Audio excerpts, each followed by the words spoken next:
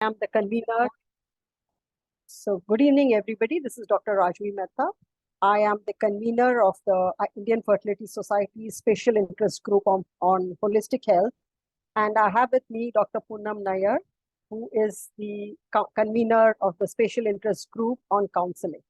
And these two do go hand in hand. The SIG Holistic Health has done a couple of webinars in this year, and they were focused on dietary aspects, they're focused on lifestyle and how lifestyle affects fertility and how lifestyle can help to some extent reverse infertility. However, lifestyle modifications are possibly easier said than done. It is very easy to advise patients to go and lose weight and say, come back and your fertility problems to a great extent would be resolved. But the fact of the matter is the patient comes back and says that my obesity, my problems are because of my endocrine problems. So it becomes like a chicken and egg story, one presuming the cause is somewhere else, and it goes back and forth. And it is always, again, very easy to advise lifestyle modification, stop smoking, have healthy food, sleep early. And the patient will always have reasons. And in fact, if they ask us, do we follow that to the T? I'm sure all of us would say no. But there's a reason why we are unable to follow all these specific lifestyle behavioral aspects. And what a better day to start this than on this World Tobacco Day, because it's very easy today. I mean, if anybody wants to smoke, the cigarette packets would make it so discouraging. But despite that, cigarettes are being sold. Otherwise, the tobacco industry would have closed down, but it is flourishing. So it all shows that despite all warnings, despite everything being said of how you live, life will affect one's fertility and other aspects of life, it is very difficult to get that changed in one's life. So that is the reason our two SIGs got together, and we have Dr. Ritu Jain, who will be talking about how lifestyle affects fertility and how lifestyle changes and modifications and can help overcome infertility. And we have Dr. Poonam Nair, on the other hand, who will be speaking about how to get patients to accept lifestyle changes. So it is both backing each other. Unfortunately, Dr. Ritu Jain is caught up in a cesarean section, so we will be starting with Dr. Poonam Nair first. And after that, we have a very interesting panel discussion on counseling and lifestyle. And there is no doubt in our minds today that infertility is rising. Having been there in the field of IVF for many decades, I can tell you that neither Dr. Anand Kumar nor Dr. Induja would have ever in their wildest dreams thought that we would have so many ART clinics in India. And today, the fact is that there are ART clinics because there are patients. And this is the biggest change has been the entire environment. So as I said earlier, we have had even webinars on the global decline in sperm counts and the causes for the same, which again come with lifestyle and environment. So with this, I would like to introduce our first speaker, Dr. Poonam Nair. Actually, those in the field of IVF don't really need to be introduced to Dr. Poonam. While Himanshu shares the screen, I must say that Dr. Poonam is somebody who is very passionate about the emotional aspects of the patient. And she has been in this field for more than 15 years, integrating mind-body methods. And this is where both of us click. And she has really done a lot of work and has lots of personal experience on stress and infertility. And especially the emotions of an infertile couple is something which we rarely address. We directly look at the patient's endocrine profile, we look at their reproductive profile, but we don't come to address the symptoms they come with our emotions.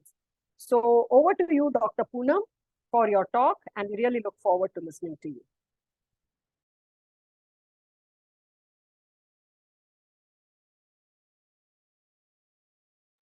You are muted, Dr. Poonam. Can you unmute yourself, please? Okay, thank you, Dr. Rajvi, and I always look forward to working with you because, holistic medicine, psychological counseling is also interrelated. And when we are talking about lifestyle, just think lifestyle is the whole life you are trying to change, the style of the whole life.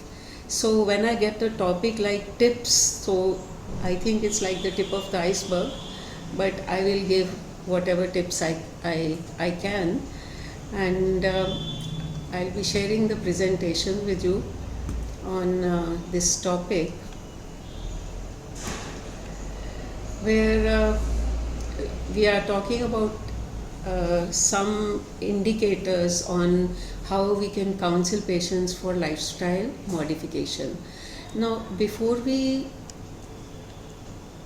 just why the slide isn't moving? Just a minute. And click on the slide once. All right, okay. So before we talk about changing lifestyle behavior, we have to understand what is behavior change. And we must know that behavior change is a process, it is not a one-off event. And it involves a set of different stages through which a person moves.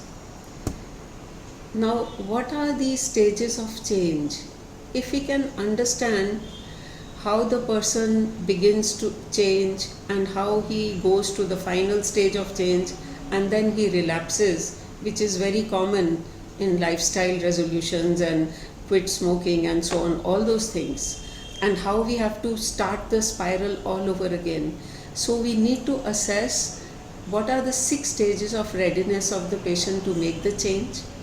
And we need to remember that every time the patient comes to us, to the healthcare provider, it is an opportunity of providing them information and counseling on the risk factors. So what is the theoretical model? This is the theoretical model of change of lifestyle behavior. So we have 6 stages. This is the trans-theoretical model. It has been well validated, tried, and it is extensively used in various conditions. So it's the first stage is pre-contemplation, when the person doesn't want to change. He thinks he is doing fine, let me have my butter chicken, let me enjoy life, like I'm fine the way I am. So this is the pre-contemplation stage. Then we have contemplation, when he says, okay, maybe I'll try. Then we have a preparation where the mind is somewhat prepared. Okay, he's convinced that I should change. And the action phase, where we have to plan out the steps properly, and then once the steps are planned, we have to maintain, and invariably we need to face the relapse. This is a normal part of behavior change. So the first stage is pre-contemplation, where the person is not considering change. We do get patients in the clinic who says, ma'am, main khush hu, let me enjoy whatever I am doing. I don't want to, control and curtail all the things that I really enjoy. So I'm fine. Just do the treatment, give me the injections, and that's it. So this is what is called a stage of denial. The person is unwilling or maybe unable, and the primary task here of the counselor is to raise awareness. So please keep in mind, if you're just talking to a patient and giving them advice like quit smoking, he'll say hanji, hanji, hanji, and he'll go outside the door and smoke. We've all met patients like that. So that means the person is somewhere at the pre-contemplation stage, and we are probably just wasting our time trying to convince him without coming on to the next stage, which is the contemplation.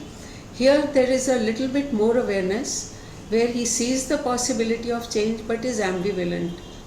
He wants to change and he's uncertain also, maybe I can change, yeah, thoda sa, little bit. So here the primary task is to resolve ambivalence, and you help the person to choose the change by weighing pros and cons. So how we will weigh pros and cons, I'll come to that eventually. Then we have the stage of preparation, where the person is committed to change, but he is still considering how to do it. He is experimenting with small changes. There's no clear-cut action plan. So this is here. Now the mind is kind of fixed, we can say. We have to translate it into behavior. So these are the change strategies, like helping them to write goals, make small doable goals, make action plans, and make a list of self-motivating statements. Then we have the actual action, or which is the direct action, where the person is started taking steps towards change but not stabilized. Now here the primary task is to teach the person, we have to work with the person how to prevent relapse, to reward success, and very important, to seek out social support. Then we have maintenance, where the person has learned to achieve the goal, is working to maintain the goals, but here we have to again think of coping strategies to overcome temptation and self-reward. Then we have inevitable, which is person is disappointed, frustrated, feelings of failure, and this is a very, very common occurrence. This is a spiral, and we have to identify the triggers, recognize barriers, and reaffirm commitment to change.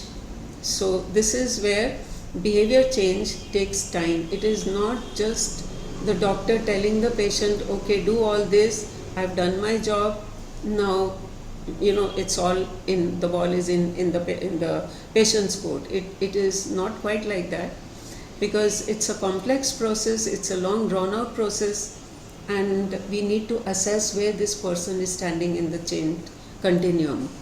So behavior change actually takes time. Different people go through stages at different speeds. Some may remain indefinitely stuck at one stage.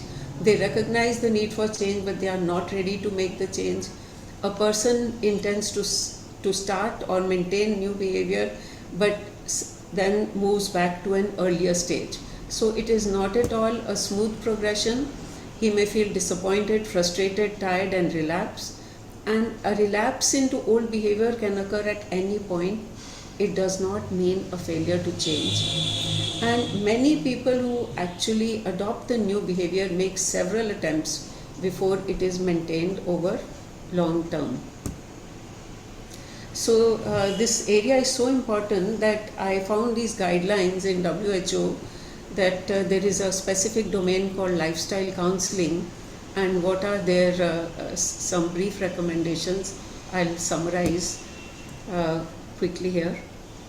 Here they talk about the 5 A's, or the brief interventions, where they talk about short interactions between 3 and 20 minutes to identify where the problem is, provide information to the patient about it, and then motivate and assist the patient who is already prepared to take action.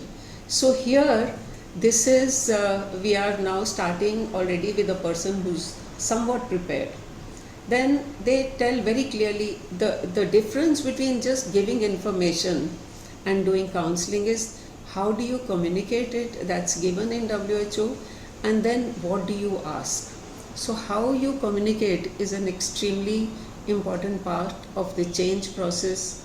It is the communication style which the workers use to interact with the patient, and they have given certain communication techniques and what is called motivational interviewing. Now, what is motivational interviewing? Here the counselor is not trying to convince the person to change. Now look at the catch here. But here the person is the expert in their own life, about their own thoughts, about their own motivation, and he guides the patient to explore their thoughts, feelings, so that they can reach the conclusions themselves. So here it draws on life experiences and motivations unique to a person. Like a case known to me, a person who would just not quit smoking over years despite seeing the x-rays, all the horrible photos on the cigarette, and getting advice from medical and family people. And finally, when the daughter said, "Hey dad, why don't you stop smoking?" Believe it or not, this person quit. So this is where understanding where the motivation is going to come for this person. It is not your medical knowledge, it is not your technical knowledge, but his motivator was the little daughter telling him, "Dad, why don't you change?" So that was a very interesting example for all of us, that where we sit as doctors and where the patient feels and where he actually moves in life. So in motivational interviewing, we have to accept that most people are going to experience ambivalence or mixed feelings about change. That is normal. They have some reasons to change and some reasons for staying the same, and they may remain caught in the middle, unable to change. So it is the part of the counseling to encourage people to explore these mixed feelings so that they can actually move towards the positive change. And there is what is called a decisional balance process, where the person, with the help of the counselor, he can consider the pros and cons of the situations. This decisional balance can be used within the contemplative stage where the ambivalence is strongest. It can be used at any stage of where the person seems to get stuck. So this is a kind of format which has been given. So there are four conditions here, 1, 2, 3, 4, and we have to guide the patient through these 4. If you, the way you tell him, look, this is bad, don't do it, so immediately the resistance is set up. He may say theek hai, but in his heart he has blocked your message. So we have to take him through this route, and I found this very interesting. And we have to ask the questions in a certain order, starting with this box. Question 1, what are the advantages of status quo? You enjoy your food, you love to watch Netflix and sleep late at night. So what is the good thing here? What is it that's so happening for you here that you want to continue like this? So now you are no more as a doctor looking down and telling him what's right and wrong, but you are trying to participate in his experience of why he is where he is. So this relaxes the patient, the defenses are down, and he begins to talk. Then we go on to stage 2 is, so this is good, yeah, I can understand. So what is not so good here? This is the condition of no change. So now here the change thinking starts, that there are things which are not so good here. Then we go on to say, so if you try to change, what would be the challenges? Do you think it's possible? He'll say, no, I go out with my friends and all my friends smoke and drink, and he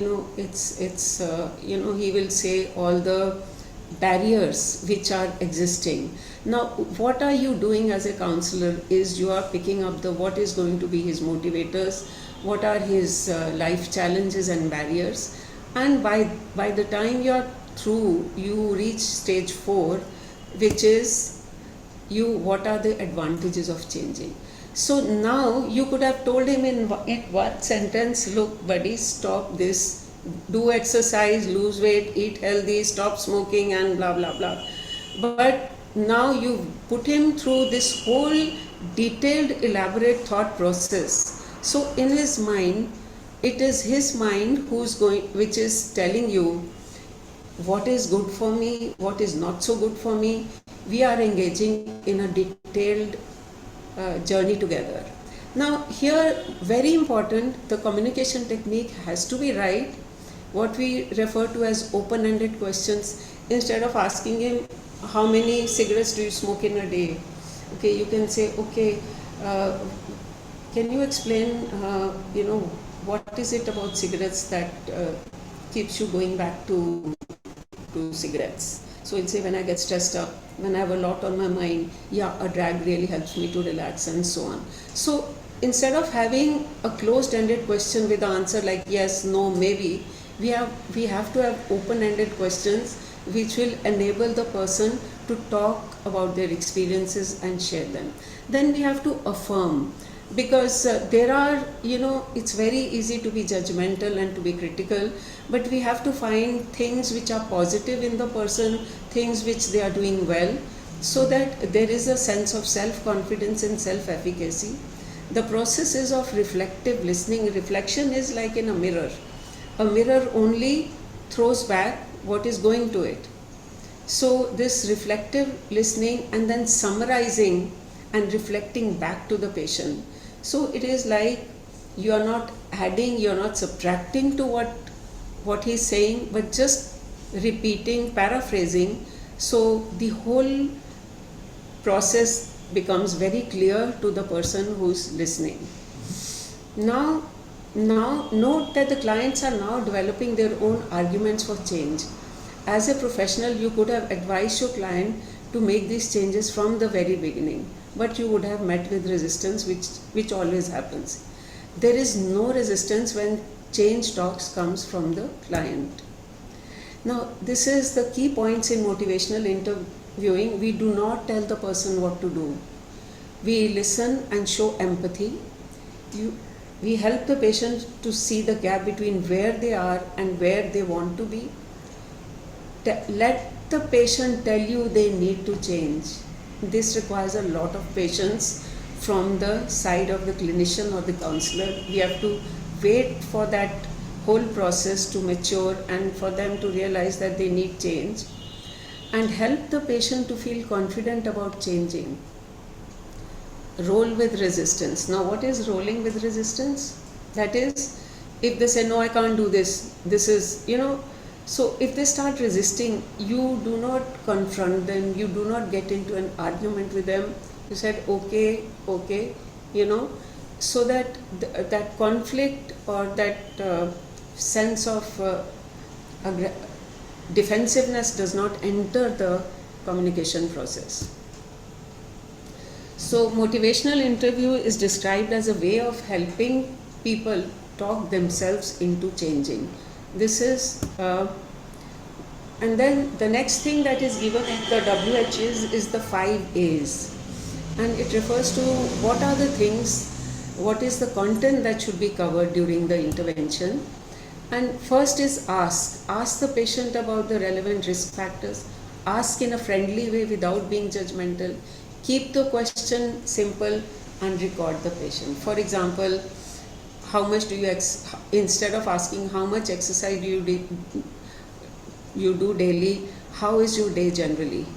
Can you tell me about your daily routine? So this is an open-ended question. And then you advise. Now, please remember, as healthcare workers, you have a special authority. Patients usually respect this expertise. So we provide information, key messages and advice in a clear, simple and a personalized manner. And we link the advice to something that is relevant to the person. So it is not a general advice, but if there is a weight loss advice, it could be specific to the person. Then this is the tricky part. Then is the person ready to make a change? How do you assess that? So you ask 2 very simple questions directly. Are you ready? These are now very closed-ended questions. Do you think you will be able to make a change? And this is where you can say, are you ready? He may say yes, he may say not sure, or he may say no. Or question 2, will you be able to make the change? He may say yes, not sure, or no. So now, keeping in mind the stages which we spoke about earlier, the answer, any answer in the shaded area indicate the person is not yet ready for change. We need to use decision aid here. Now, awareness answers in the white area suggest that you can now move on to the next step. Now, once the person is prepared, then you can develop a plan. We can provide practical counseling. That is, basic information is a very vital part of counseling all the time. And we have to identify situations that could trigger the relapse and way of coping with the trigger situations. Again, this is possible only if you have gone through the life journey of the person somewhat. You have understood these things by talking. Then very important aspect is social support. That is, provide encouragement. That is also social support. If as a clinician you tell them, okay, well done, good effort, keep it up. Then communicating interest and concern. Encouraging the person to talk about the change process with family and friends. and then any details about additional resources, group support, and so on.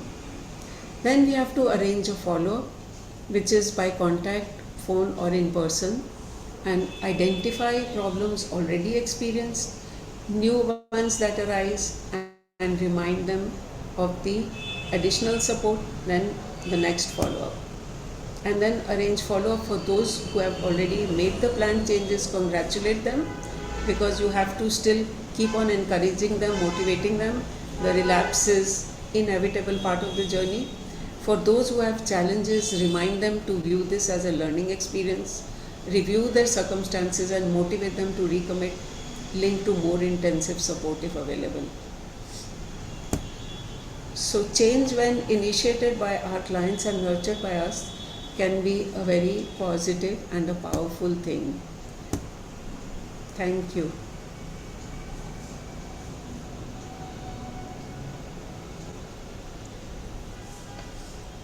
Thank you, Dr. Poonam, for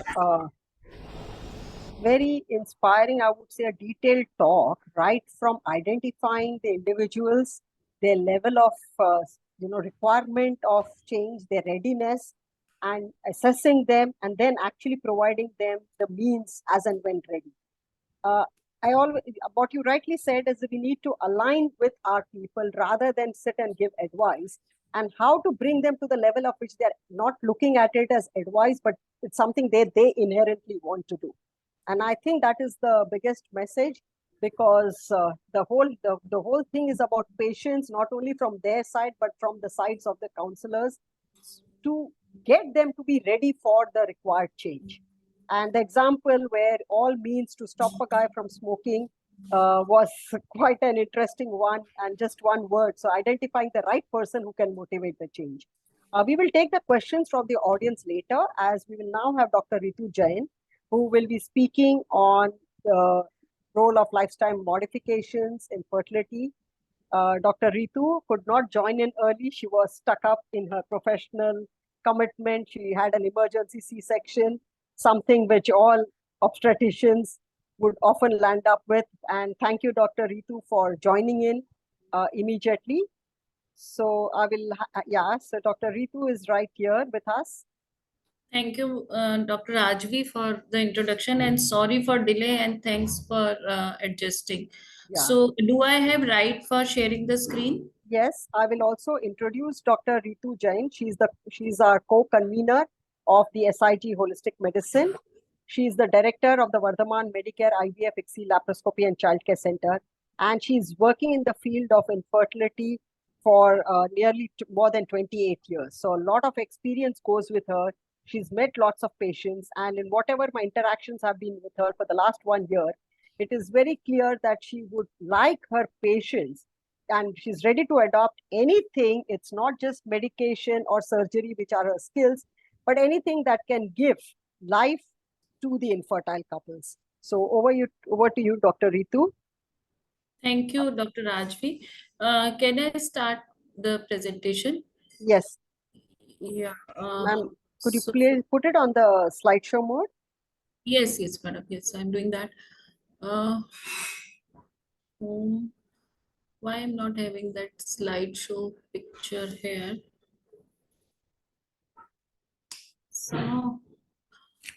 Somehow I'm not having that. Ma'am, reshare again. I'll share it again. Yeah. So my screen share slide screen is not showing here, right? Can I work with this only? Are the slides visible? Yes, it is not on the slideshow, but the slides are visible. So I think I will continue remote control. Okay. Yeah. Somebody can put it on slide screen, slideshow. Himanshu, can you help? Can you put it on slideshow? Somebody else is controlling. So yeah. So thank you. So taking on to this presentations, which I feel nowadays is very, very important. Lifestyle modifications which aid fertility. I will put my presentation into two halves, sort of. which aid and which fades fertility. So we'll take both the things simultaneously.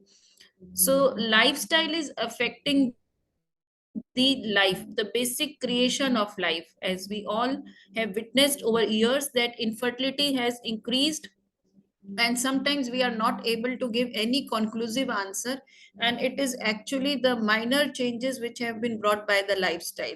So the focus will be on the routine things like coital practice, sleep pattern, diet, obesity, exercise, age, habit, stress, and electromagnetic radiation. So coital practice, fertile window, most of the couples are not aware of the fertile window, and it is very important at first visit to tell them that, well, according to their cycle it is 10 to 18 days or 12 to 18 days, and the practice of fertile window itself has fertility of 33% when there is no other factor, as compared to 10% when it is out of fertile window.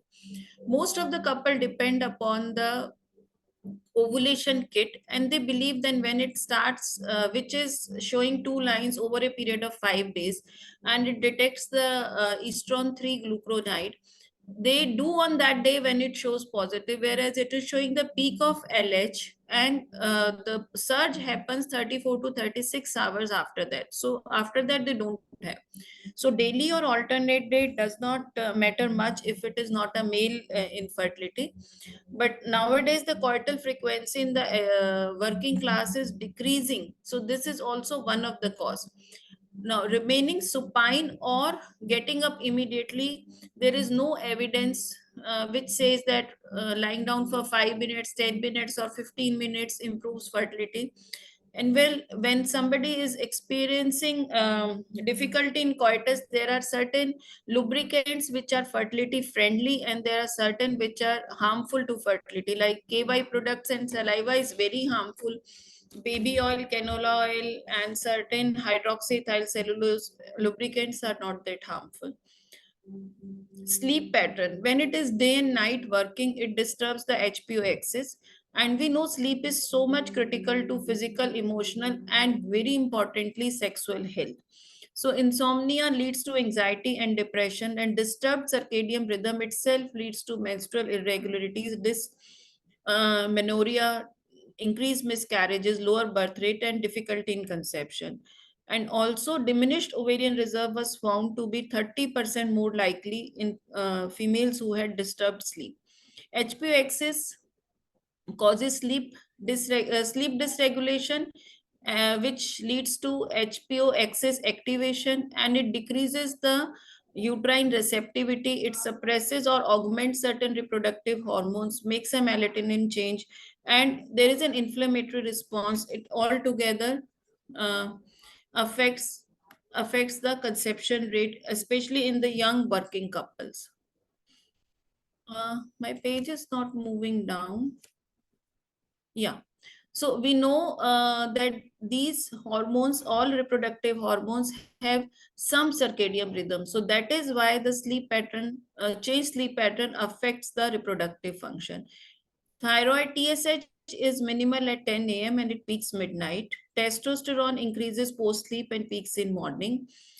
Prolactin peaks in the later part of sleep and it is minimal in morning, and LH has pulse variation. So we understand that sleep change will definitely affect this. It leads to neuroendocrine disturbance, and it leads to increased ACTH, cortisol, gonadotrophins, LH, and FSH. This is shown in this table very beautifully. And it also leads to decreased AMH. So there is net coming to diet. So there are certain diets which are real culprits, like simple or refined carbohydrates, trans fats, highly processed food, alcohol, excessive caffeine intake, and junk food. So this is how the world is going. The younger generation nowadays is totally dependent on junk food and outside eating, increased BPA, increased xenoestrogens, increased level of testosterone, leading on to imprinting essential developmental regulatory genes. And these are obesogenic and lead to disruption of normal endocrine and metabolic activity. Also, the consumption of these carbonated beverages is associated with increased concentration of free estradiol. Now, obesity itself, there is a study, challenges of obesity for fertility, a FIGO literature review in January 23, which showed that follicular fluid contained higher level of oleic acid in patients with high BMI, leading to embryo fragmentation. The stearic acid level were also elevated in the follicular fluid with high BMI, leading to poor blastomere score. And leptin-rich mice demonstrated that impaired folliculogenesis, impaired and reduced ovulation, and inhibitory effect on the granulosa cell functions, and LH levels were also affected. There were faster apoptosis of granulosa cells. So in short, obesity definitely affects the follicular fluid and also the blastomere score. So there are certain diets which are typically pro-inflammatory, like trans fatty acids, and they start a chain of events, and it leads to insulin resistance, PCOS, endometriosis. Although WHO has recommended consumption of trans fatty acids to less than 1% of total energy intake.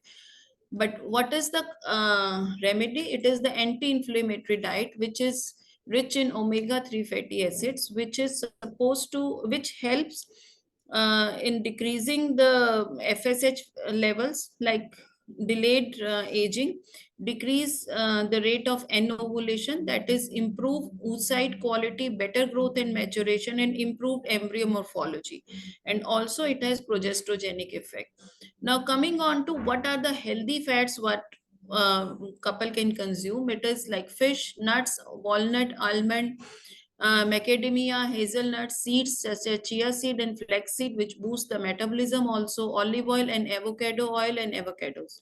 The healthy diet would be protein sources like tofu, seitan, mycoprotein, seafood, which is rich in omega-3 fatty acid. But then there is always a risk of too much of seafood with mercury and arsenic is also consumed along with.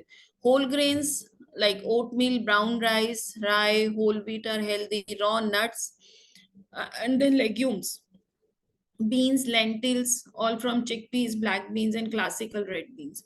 Then there is a pro-fertility diet, that is lower consumption of TFA, less than 1%, high consumption of MUFA, high plant-derived protein, and decreased consumption of animal protein, and low glycemic index, increased fiber. That is what is required. So for PCOS and obesity, the recommended diets are Mediterranean diet and protein-based diet.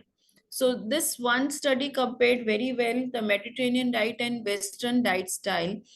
It showed that diet which is high on MUFA and PUFA, and based on whole grain and cereals, fresh vegetables, and moderate quantity of uh, fish consumption, it definitely increases the chances of fertilization and it supports ART.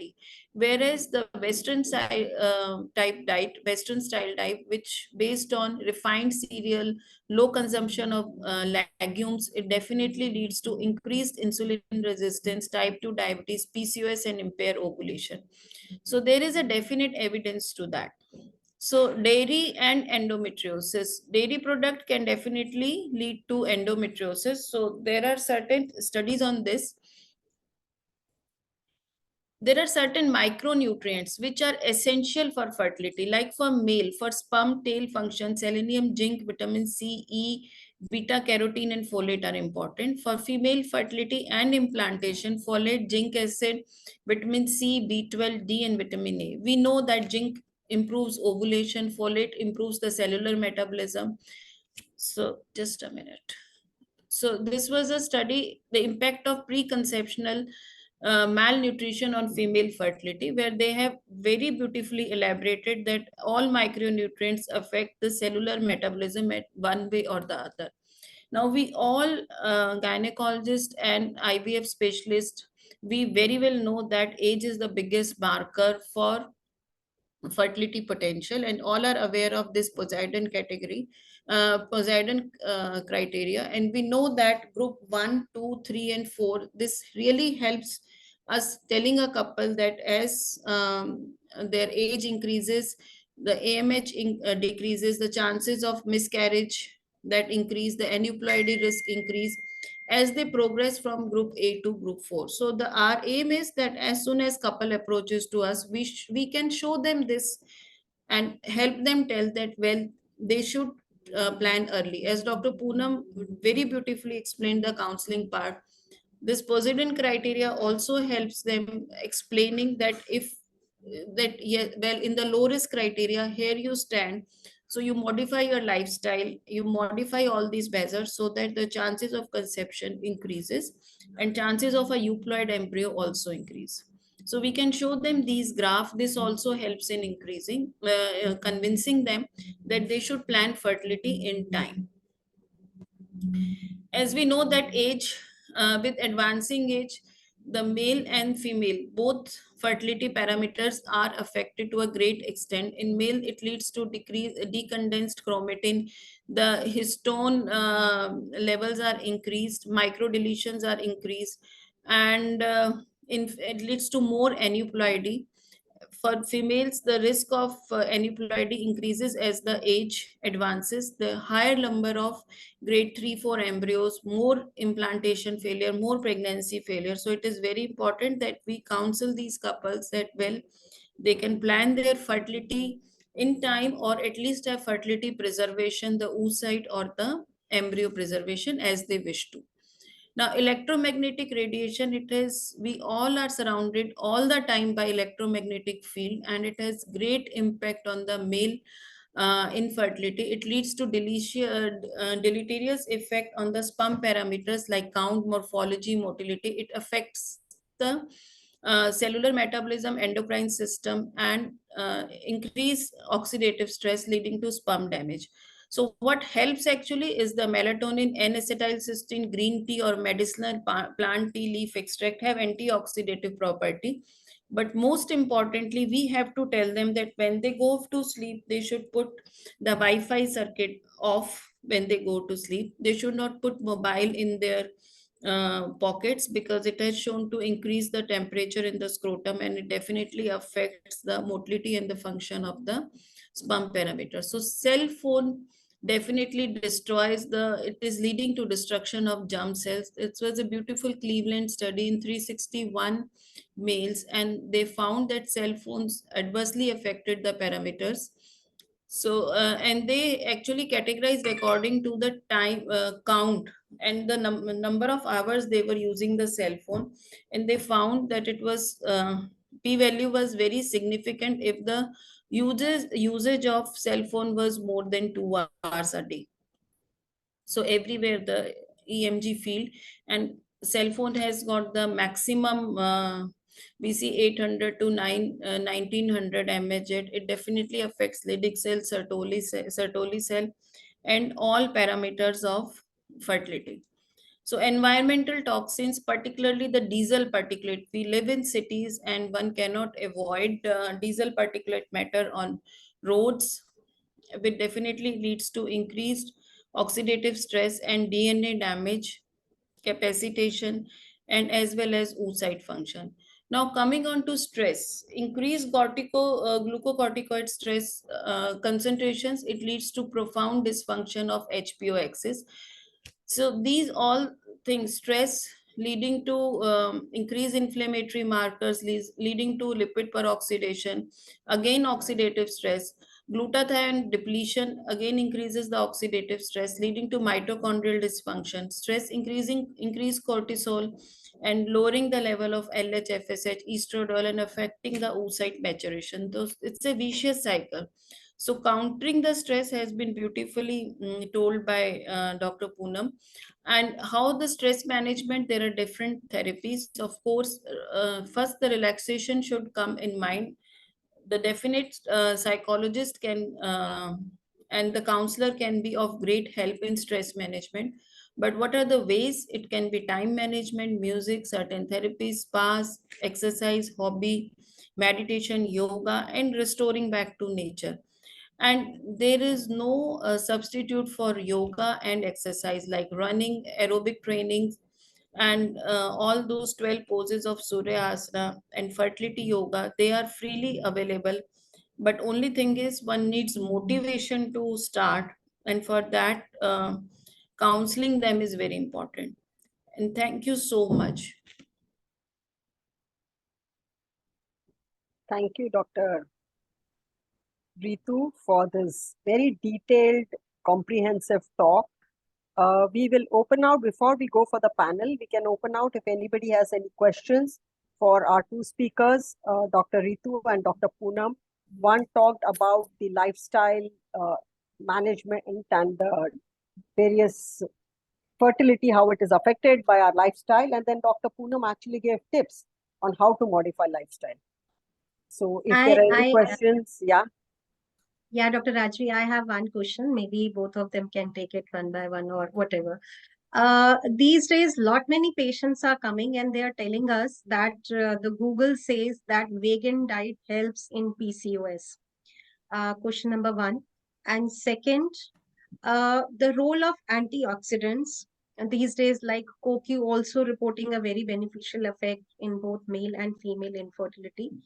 So, do they really help in overcoming the increased oxidative stress? So, these two questions basically. So regarding diet, Dr. Shalini, there are studies which say that low dairy diet definitely improves. And but then I found one more study which said that dairy does not affect. So we have two studies which had a contradictory this thing. But low dairy is definitely which is favoring. And this CoQ enzymes, we are also giving supplements also. But main important thing is we should stress them that the diet like which the nuts or the like banana or fish seafood which they take, they all have plenty of omega acids, but how much quantity we should have, the different molecules available in the market. Yeah, There are true. no studies on the quantity of omega 3 fatty acid, but definitely a healthy life.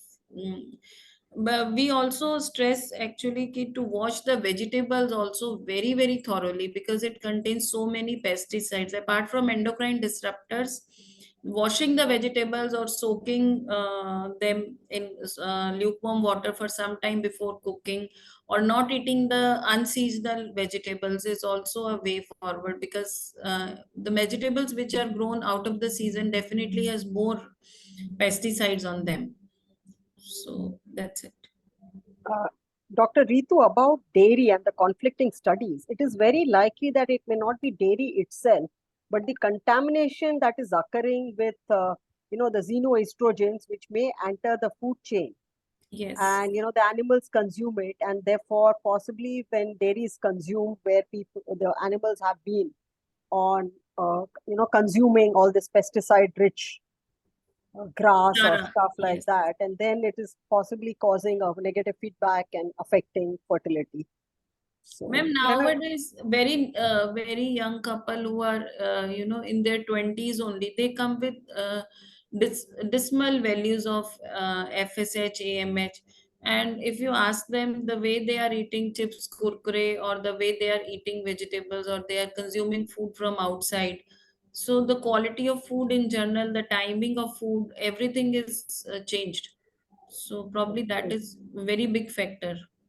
True. In fact, such vast usage of these junk food is definitely leading to childhood obesity. Also, we see such an epidemic rise in the obesity. And I think Dr. Poonam told the way we should counsel, yeah, because true. one patient who's teacher in a nursery school, and she's taking treatment, and she tells me कि एक chips और 3 कुरकुरे का packet, this is minimum I have to have 2 colas. This is the dinner she is having for years together. So just see the educated class going like that. So it was Dr. very very difficult to counsel. Maybe that 5 ways we can adopt or other things. Dr. Poonam, how do you find counseling in this case? The particular example. This is where obviously, she is in the stage of ambivalence or denial. And when we are moving from the first stage of, when the person is not aware at all, we have to go to the next stage of contemplation, where we have to give them the knowledge, the information, and then there is ambivalence still. Is she interested to change, or she doesn't want to change? What is her And she doesn't want to change because she says कि without this I will not survive only. मतलब pregnancy हो ठीक है, donor से लो कुछ भी करो, but मैं अपनी फूड हैबिट्स चेंज नहीं कर सकती. So I think yesterday only she was there, so I was surprised that somebody can eat 3 packets of kurkure daily with one.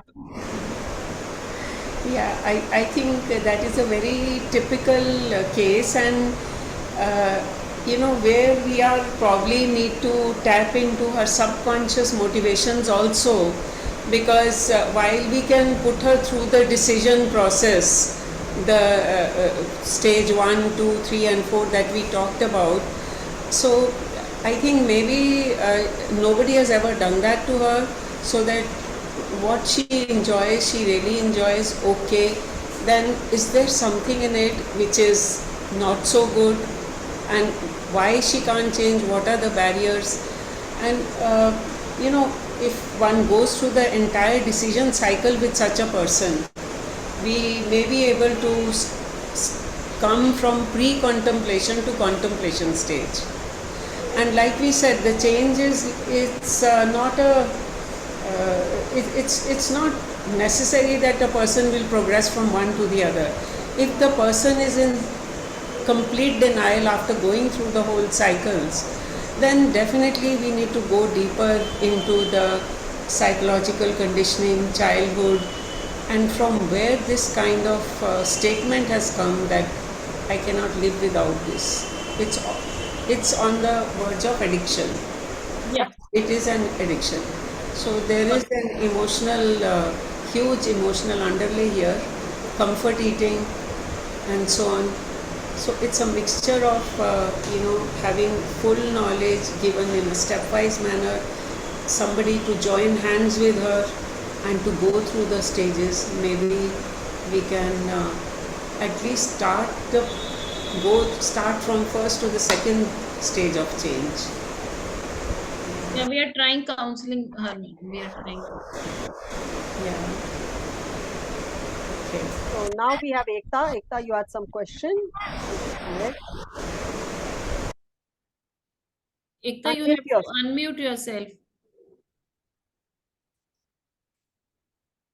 Ekta, please unmute yourself. Yeah, I unmuted. Hello. Yeah.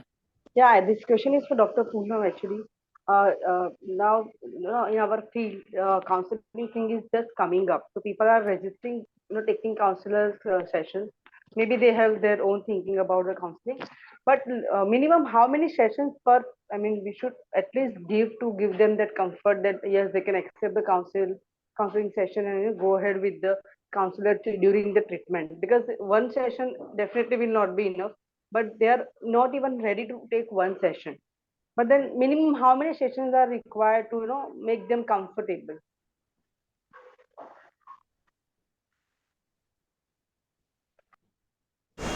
A lot depends on the skill of the counselor also. Is my experience and the infertility clinic was that first of all, at the outset, the couple is not there to share their emotions with you. They have come to have the baby, and if you go directly on their personal life, they'll just stare at you and ask you, it's what the hell, why are you asking? So there is a way of joining hands with them, and what I found very useful was that I start with information based counseling, that the medical team is controlling all the non-scientific variables to help you conceive, and they are, you can see the lab, you can see the embryology setup, and you can see the hormones that are being given to you. So that the team is doing 100% evidence-based, latest technology-driven treatment. But do you realize that you are the person who's receiving the treatment? Your thoughts, your feelings continuously impact on your body. when you are in stress, do you know that there is a disruption, there is a disbalance? So the little bit of scientific knowledge on how the emotional states impact on the body, I shared with them. I said, okay, you have to create that stability within you, and then the two aspects of the treatment must go in hand, so that you have a better outcome of success. And we have data on that. Without counseling, the success rate is somewhere. With counseling, there is an increase of almost 10 to 15%. We have data directly from our clinic. We have done stress management, yoga-based counseling. There was a full 3-year project where the yoga practice even nullified the effect of age on pregnancy outcome. This is with Dr. Sudha Prasad. So somewhere that conviction that, okay, you have to manage your stress, and we do not intrude into their life, because they have to be prepared to let us in. So when we have also a screening tool. It's a very beautiful tool which we are putting up in the recommendation, where within 10 minutes any member of the staff can administer, even the admin staff, and we know that this is a patient who is a high risk case. So it is not only the infertility, the family, but there is a vulnerability to stress which is within the person due to so many factors. It could be genetic, it could be childhood experiences, it could be a whole lifetime together. So once we have got this marker, even if the person says, look, just मेरे को दवाइयों का बताओ, मेरे से ज़्यादा not interested to engage in any other discussion, but we do make them aware.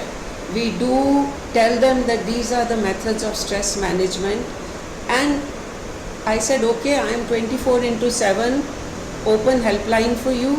Anytime you have any query, any doubt about the medicine, about the side effect, about sir dard ho raha hai, pet dard ho raha hai, whatever, you can just message me. I am with the medical team the whole day.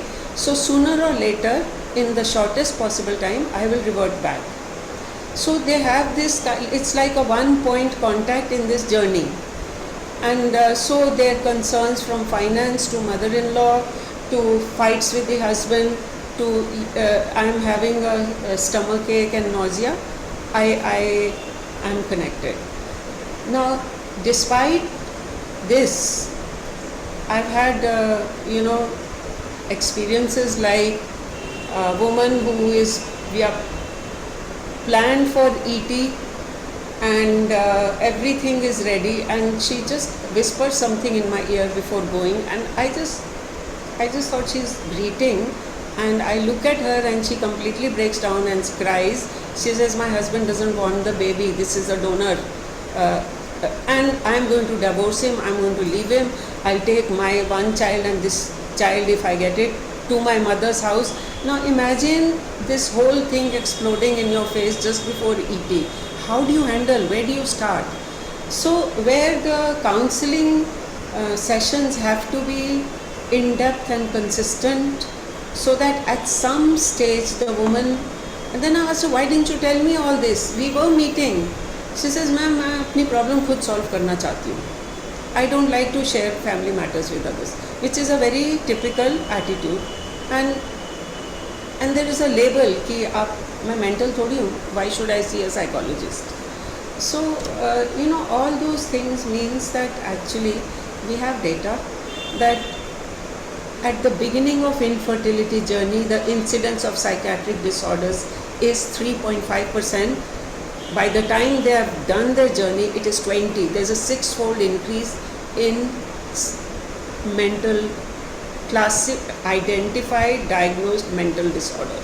It is not just कि थोड़ी देर के लिए depression हो गए, रो लिया या anxiety हो गई. It is a clinical diagnosed mental disorder. So what are we doing? Where something has to be in place very badly, isn't it? Thank you, Dr. Poonam, for your very clear, expressive as usual answer. I think we will now move to the panel because we have a lot of discussion that will be there in the panel.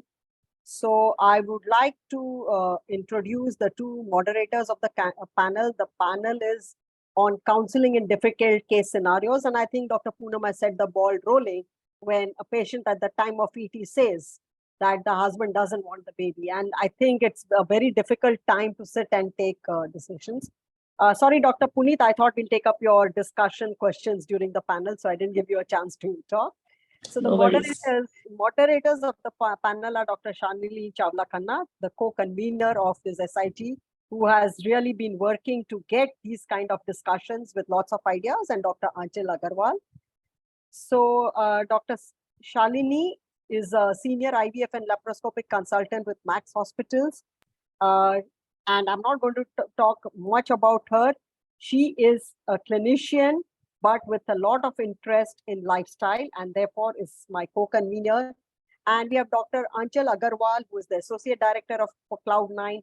Again, a clinician, but is also the co-convener of the SIG Counseling and Patient Support.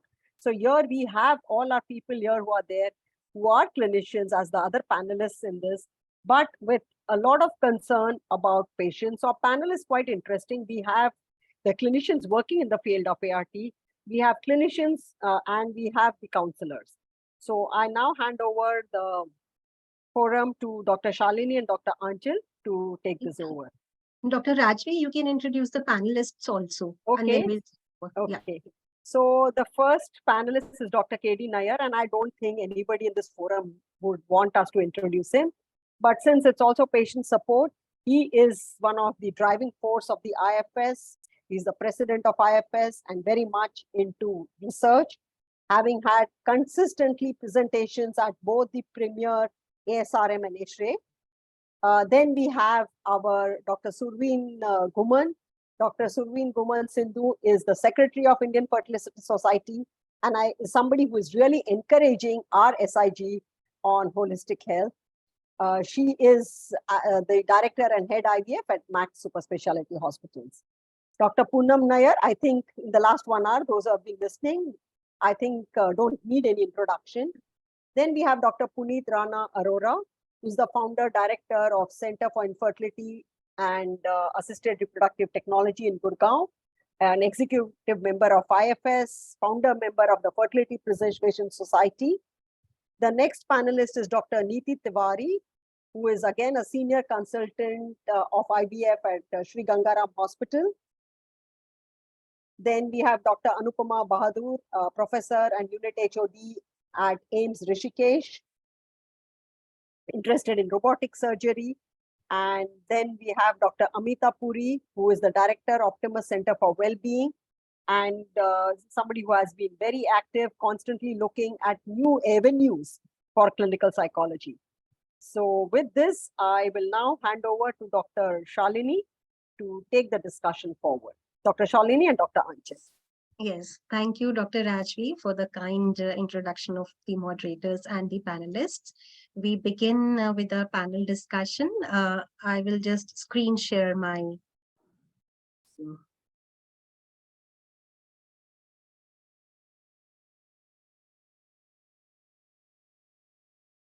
Is my screen visible? No, only the file manager. It's not visible? No. Wait. Just a minute. You have to open the file, doctor. Hanji, sir. You have to open the file. Hanji, Hanji. Sir, 1 minute दोबारा करती हूँ. I don't know. Minimize वो करा था. Please.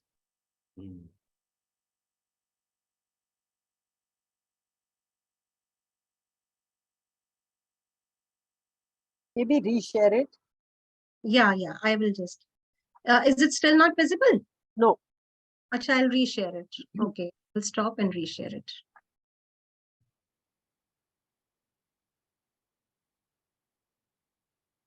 Is it? Yes. Yes, now we can see it. Just make it full screen and we are ready to go. Yeah. Okay.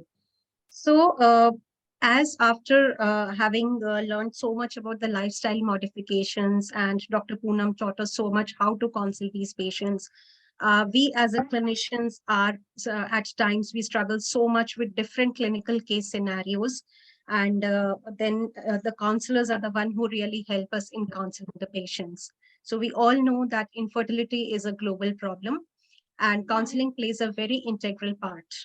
The prevalence of depression in couples undergoing IVF is 41% in women and 49.1% in men. And psychological interventions, counseling, it definitely helps in decreasing the anxiety, depression, and as Dr. Poonam just 5 minutes before just said, that the counseling and the lifestyle modification definitely helps in increasing the pregnancy rate. So over to you, Achal, and she will just take up the questions and we go ahead. Yeah, good evening, everyone, my esteemed panelists. So, why are we talking so much about lifestyle and counseling in infertility nowadays? Is because in recent years, we have seen a large shift in the lifestyle towards the European and the Western kind of lifestyle. And that is why, and with the nuclear families coming up, we see that there is a lot of need for addressing the emotional needs of the patients as well. Even our administrators have recognized this, and now we have a counselor mandatory in the IVF centers. So my first question to you, Dr. Anupama, should every center have an infertility counselor? What are the Indian and international guidelines? Thank you, Dr. Achal, and thank you, Dr. Shalini.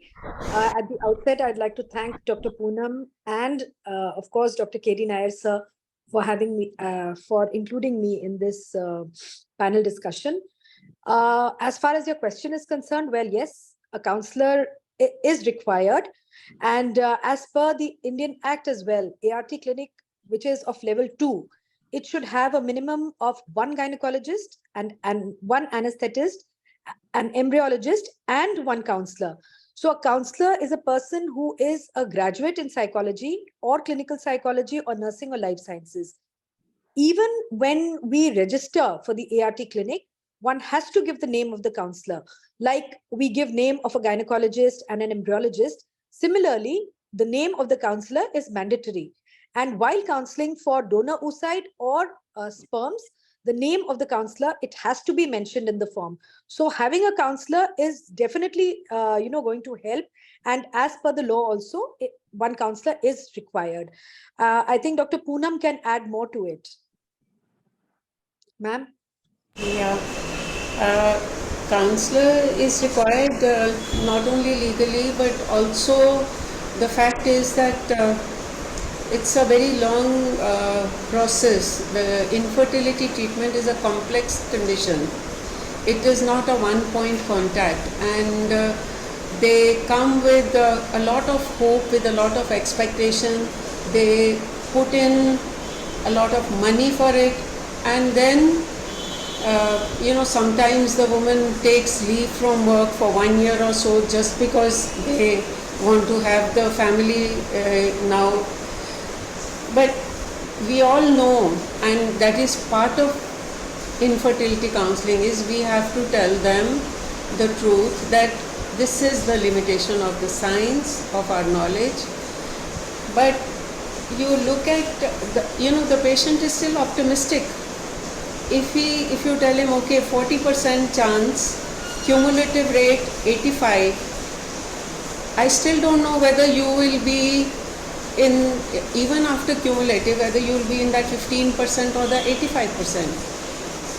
So now, when we have given them the data, think from the point of view of the woman who has, put in so much into the whole journey, and then at the end, there is the hope, the optimism, which comes crashing down 60% of the cases, which is a huge number. Then again there is hope and optimism. Sometimes there is a pregnancy and miscarriage, which is the worst. So this emotional roller coaster, the high, the expectancy, and then the crash down, the result of this is all very well documented. I mean, it is there in every single guideline, whether it is ASRM or ASHRAE, that there has to be a routine psychosocial guidelines, a care of the patient right from the beginning to the end. Routine means the entire team has to adopt a client-centered approach so that there is a trust, there is a rapport, which is an honest, truthful rapport.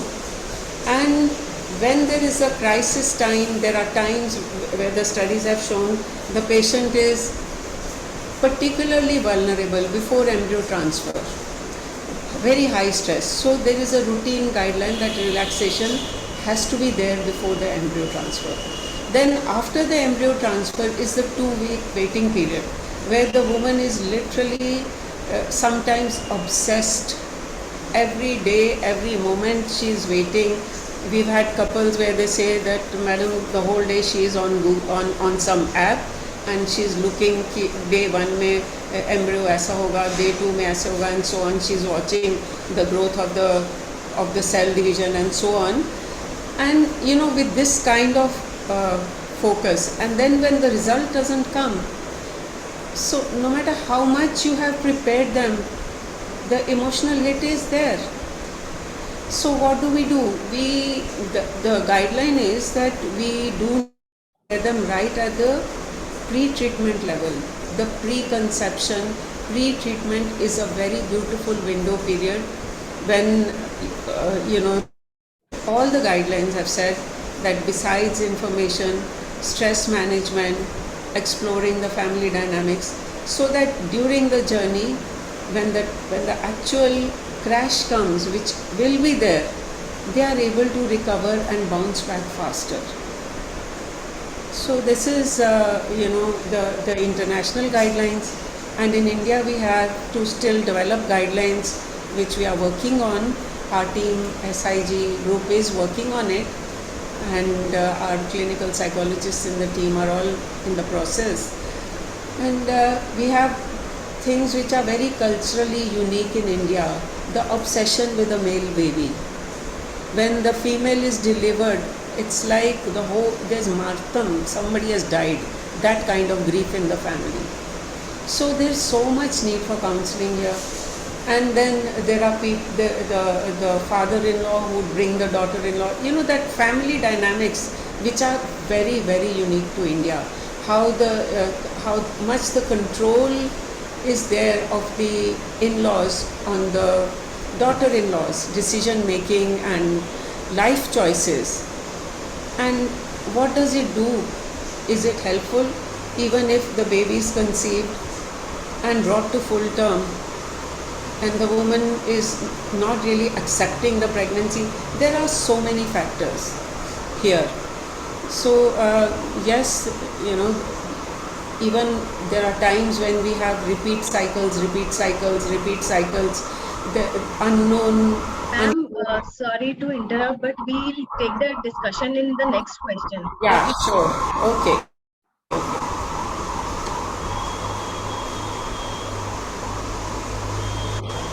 Is that a counselor is mandatory. Why? Because like we clinically prognosticate a patient in a good prognosis and a bad prognosis case, and we counsel them that how much chances you have only 10% chance or you have a 50% chance.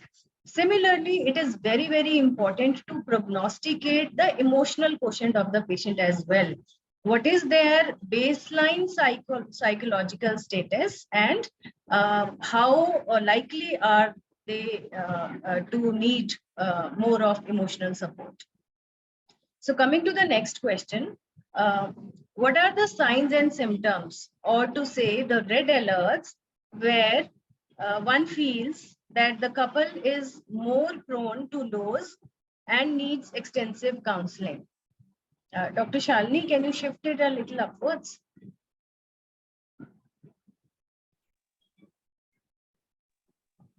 Back to the slide, Dr. Shalini. Just shift it a little upwards. shifted.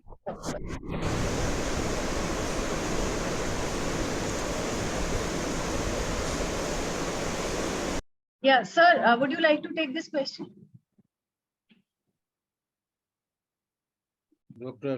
Shalini, you see, this is more of a counseling question, but you see, in a practice, when we are practicing day in and day out, whenever the couple come for a first visit, at the first interaction only, we can make out that the couple needs to be referred to a counselor first. And that is the general procedure. You see, when I went to England, I saw there. When I went to USA, that there also I saw. Whenever the couple will walk in, the first person, the first contact they have is with the counselor. And counselor is the one who is assessing them, making them aware of the whole procedure, of the success, the failure, everything. And at that first interaction, the counselor is deciding whether this particular couple needs a extensive counseling. There are some alert which make him alert about the couple.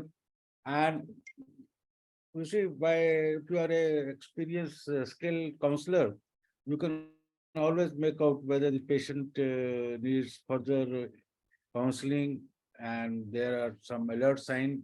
You can always make out whether any particular couple needs a regular counseling or a in-depth counseling for them to be evaluated in a deeper way, so that they are able to go through this journey. And like Dr. Poonam mentioned, it is a long journey. It is a stressful journey. So if the person is already stressful to begin with, there are more chances that he or she may not be able to cope up with the failure. And we don't want our patient to go into bigger problem following the treatment. That is what I think. Thank you, sir. Thank you, sir. Dr. Amita, we would like your inputs on this. Yeah. So Dr. Katie and Dr. Poonam have covered a lot many aspects in this. So red flags certainly are there.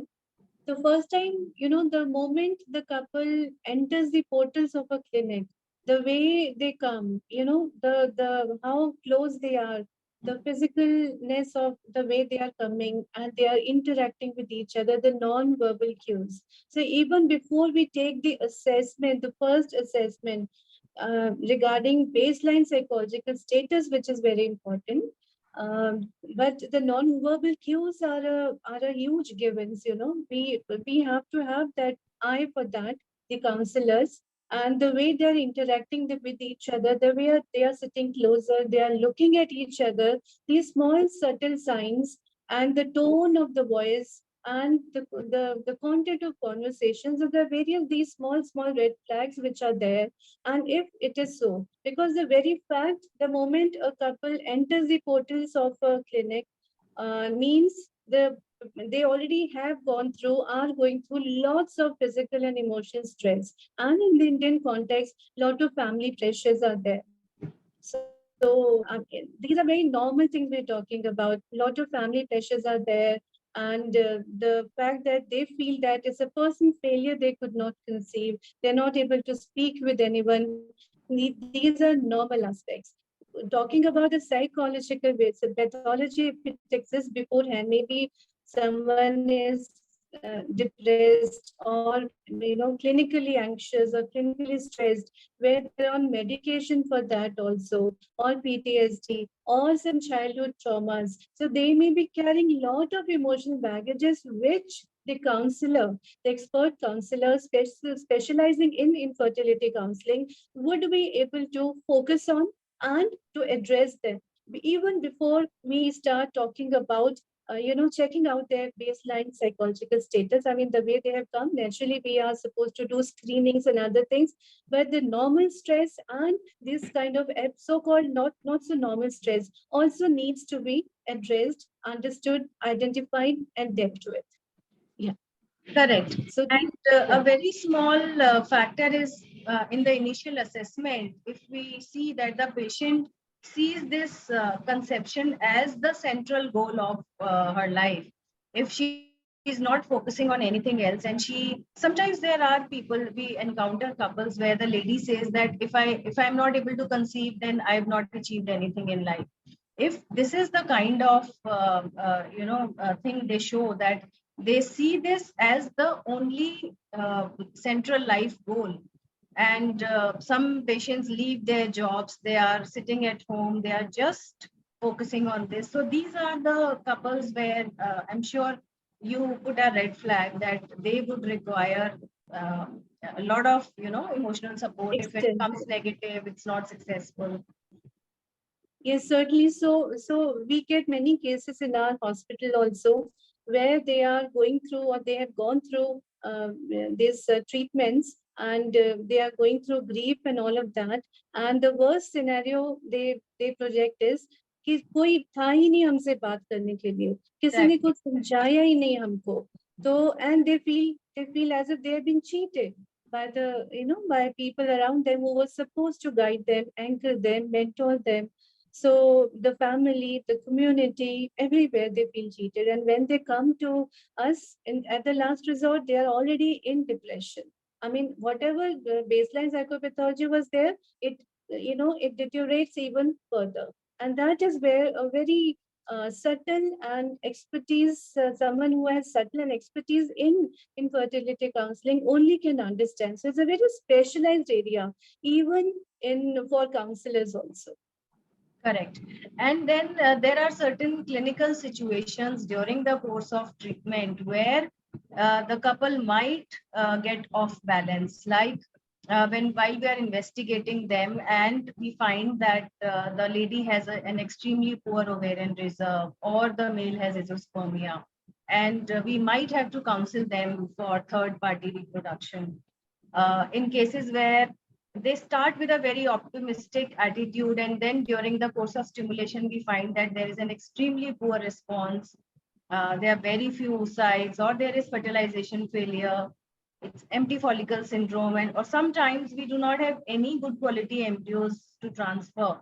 So that comes, all the hopes come crashing down when initially they start with a very positive attitude. So these are also the clinical situations which might crop up at any point of time in the treatment and might require the help of expert counselors. Dr. Anshul, can I come in here? Yeah, please, Dr. Neeti. All of you are please requested to give your inputs. So one thing I realized is that sometimes when the couple comes to talk to you and they just get an opportunity to be with you alone, sometimes they start complaining about their partner. Correct. So maybe on the face value, you don't realize there is a lot of marital discord. They have been together for years, but the moment, they are alone with you, they start complaining about their partners. And that is also when you know that, somewhere in their relationship, there is a crack. And these people have to also be dealt, with care through the process of. Yeah, exactly. You raised a very pertinent point, and that is where the specialized counseling comes in. Yeah, where we are talking about repairs in relationships, how that can be achieved while they are going through the treatment, because that helps, overall their progress in other things. The connect which they have, which the couple, which they are able to have during the course of treatment also is very, very important variable. Correct. It's not uncommon that the lady comes and says that if I don't conceive in this cycle, my husband will leave me. I'll have a divorce, or the family is going to pressurize me to leave. They'll remarry the husband. So it's not uncommon. Yeah. Thank you, Dr. Neeti, for bringing that up. Moving on to our next question.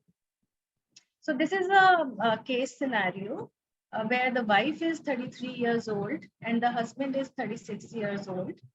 Married for 8 years and actively trying to conceive for the last 3 years.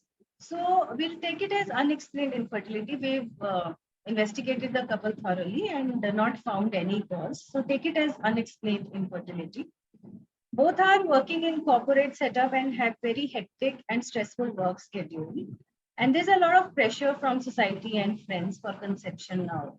And they themselves are also very keen to conceive despite their stressful lifestyles. So, Dr. Surveen, I would like to ask you, do you think stress impacts infertility? We all know that fertility treatment is a very, very stressful treatment. But you'll have to. Himanshu, can you please unmute Dr. Surveen? Yeah, at the outset, thank you for having such a wonderful topic, so less discussed, but so very important. It is the core of treating an IVF patient, and none of us realize it, that this is actually the core, the soul, which needs to be healed. So thank you, Dr. Poonam, Rajvi, Shalini. Does stress impact infertility? Now, I'm not going to go into technical details. I'll leave that for Dr. Puri. I would like to, put forward two cases of mine where I felt stress had directly impacted. One was a lawyer. His wife was 45 years old. We did a donor oocyte. And when we started preparing the lining, it would not go beyond 4.55 mm. I did 3 cycles. I canceled 3 cycles because of the lining. And the 4th cycle, which I was doing, the lining came up to 9 mm, trilaminar, beautiful. And she conceived in that cycle. And I asked him, I said, what was different here? I mean, I don't understand. I've been struggling with this patient. We've done a hysteroscopy, biopsy, whatever we could do, GCSF. He says, ma'am, we were staying in a joint family and I moved out. And now we have an independent flat and she is far more relaxed. So does stress impact fertility? Yes, not just in ovulation induction where you have a poor result, but even in a simple thing like an endometrial lining, it does impact. In fact, after this case, I have been, constantly asking patients who have a thin lining, are you stressed? Is there work stress? Is there home stress? I tell them, please go and meditate. It's going to help your lining. So this is one thing which I saw in my practice, and I've seen it not with one patient, I've seen it with 2-3 patients. The second case was a 43-year-old French lady, and each time she would give me 5 oocytes, we'd make 3 grade 1 embryos. We would put it in, the cycle would fail. It was the 3rd cycle she came to me. She says, I've taken long leave. I have joined a meditation center. I am doing regular yoga. And I have told myself that it really doesn't matter. I cannot decide the outcome. So the outcome is already decided, and whatever I do is not going to make a difference. So let me just be happy. And she conceived in a 3rd cycle. She has a son. So yes, does stress impact fertility? 100%. There is no doubt about it. There is absolutely no doubt about it. And I think my first counseling with patients is that please do not get stressed out. Go join yoga, do meditation, or if you're not into yoga meditation, just go and sit in some, religious this thing which gives you peace of mind. So that is one first thing which I tell them. The second thing I tell them is that, again, it's not in your hands. So if you want to take this, in a proper manner, be casual about it. Say, okay, I'm going in for the IVF. I'm spending loads of money, but this is something which can work and something which can't work. So it's okay if it fails, but I'm going to try further. So it's like be positive, but be ready for a negative result, because it's the negative result which bogs them down.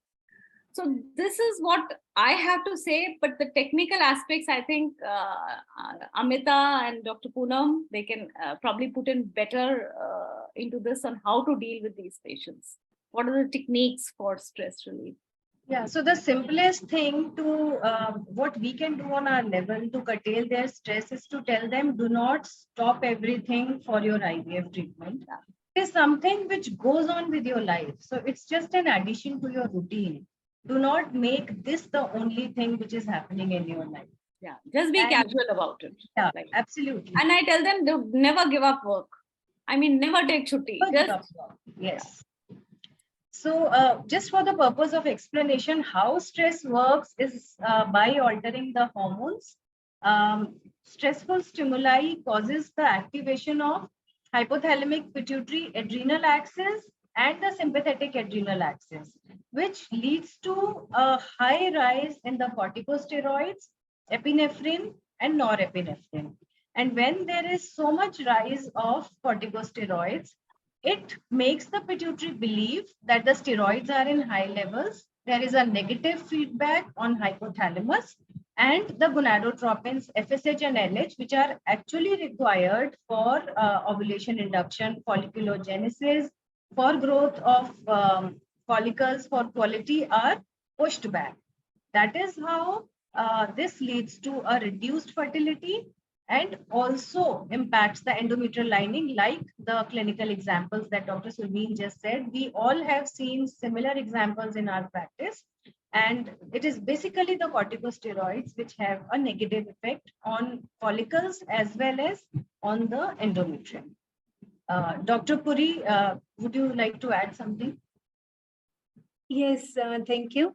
Now, as Dr. Sureen said, that yes, stress impacts infertility, that's for sure. And she said 100%, yes, it is 100% right, correct. So there are various kinds of stress a couple is going through. In itself, trying to conceive can create conflict and tension, lots of conflict and tension among between the couple, and the romantic relationship goes for the sex first of all. Like there's a sexual stress when trying to conceive, among other stressful factors, and your sex life may be the very first victim of trying to conceive stress. So initially, at first, you're having a good time when in the intimacy, and that's a great stress buster actually. But when initially it can be a huge turn on, let's make a baby, and you're having the foreplay and other things. So that is a stress buster. But after months of trying, is the last thing either individual wants to hear. So this is a very common sexual stress which is faced by the couple, and then trying to time intercourse for their most fertile time. Even that impacts a lot, and researchers have also indicated that there's increase in sexual dysfunction both for men and women when timed intercourse is used to get pregnant. But yes, that is also important part of the journey. So, so this tension, sexual stress is one. Then disagreements on seeking help is another. When to seek help, to whom to go first. So all these kind of things also increase, add on to the present stress levels. Then disagreements on telling people how much to tell, whom to tell, should we tell in the family members or not? Because till today, infertility is taken as a case, as a scenario of humiliation or embarrassment or shame. So, so those stresses also, and they're overthinking, and that overthinking leads to depression and other psychopathology. And then the fear, the consistent fear is always there that the partner may leave. And sometimes, I mean, those subtle cues which we spoke about earlier, sometimes the husband, and especially in the Indian context, the husband is the one the females are really fearful about, and they feel that, oh my God, he's going to leave me if I don't do this or don't do that, even if she doesn't want a baby. But, and many times people say, yeah, I don't want a baby. I'm having my career. I'm happy like this. But it's the parental pressure, and then I'm not able to conceive what to do. So all those things, and then the husband saying, look, if there was anyone else, he would have left you. I am there with you. So you better be grateful for what, I'm always there with you. Every time I'm coming for the appointments. So the tone in which these things are said, the same statement. So these subtle cues and red flags also the counselors need to focus on initially, also and during the time of treatment. Then that is how lots of tension and resentments are there, misunderstandings, lots of financial strain is there, differences of opinion. Now, those stressful factors are there. We need to identify, acknowledge, and deal with them, address them periodically as they keep appearing. But yes, overall, how to reduce relationship stress is also important. So communication. So when we are doing joint counseling session, couple counseling session, so we give them, some statements or some thoughts to work on that. Okay, if this is it, what do you feel about this? Let the other person also have his say. Whatever fears are there, whatever guilt feelings or anything are there, please openly speak it out here. It's a very emotionally safe environment. I'm there to help you. Please, you can share whatever you wish to share. Sometimes it's the men also who feel that they are being let down by their spouses because she is not cooperating in various Correct. ways. So basically, better communication needs to be established between the couple, and they have to come out with their problems. Yes, yes. Thank you so much, ma'am. Moving on to the next question.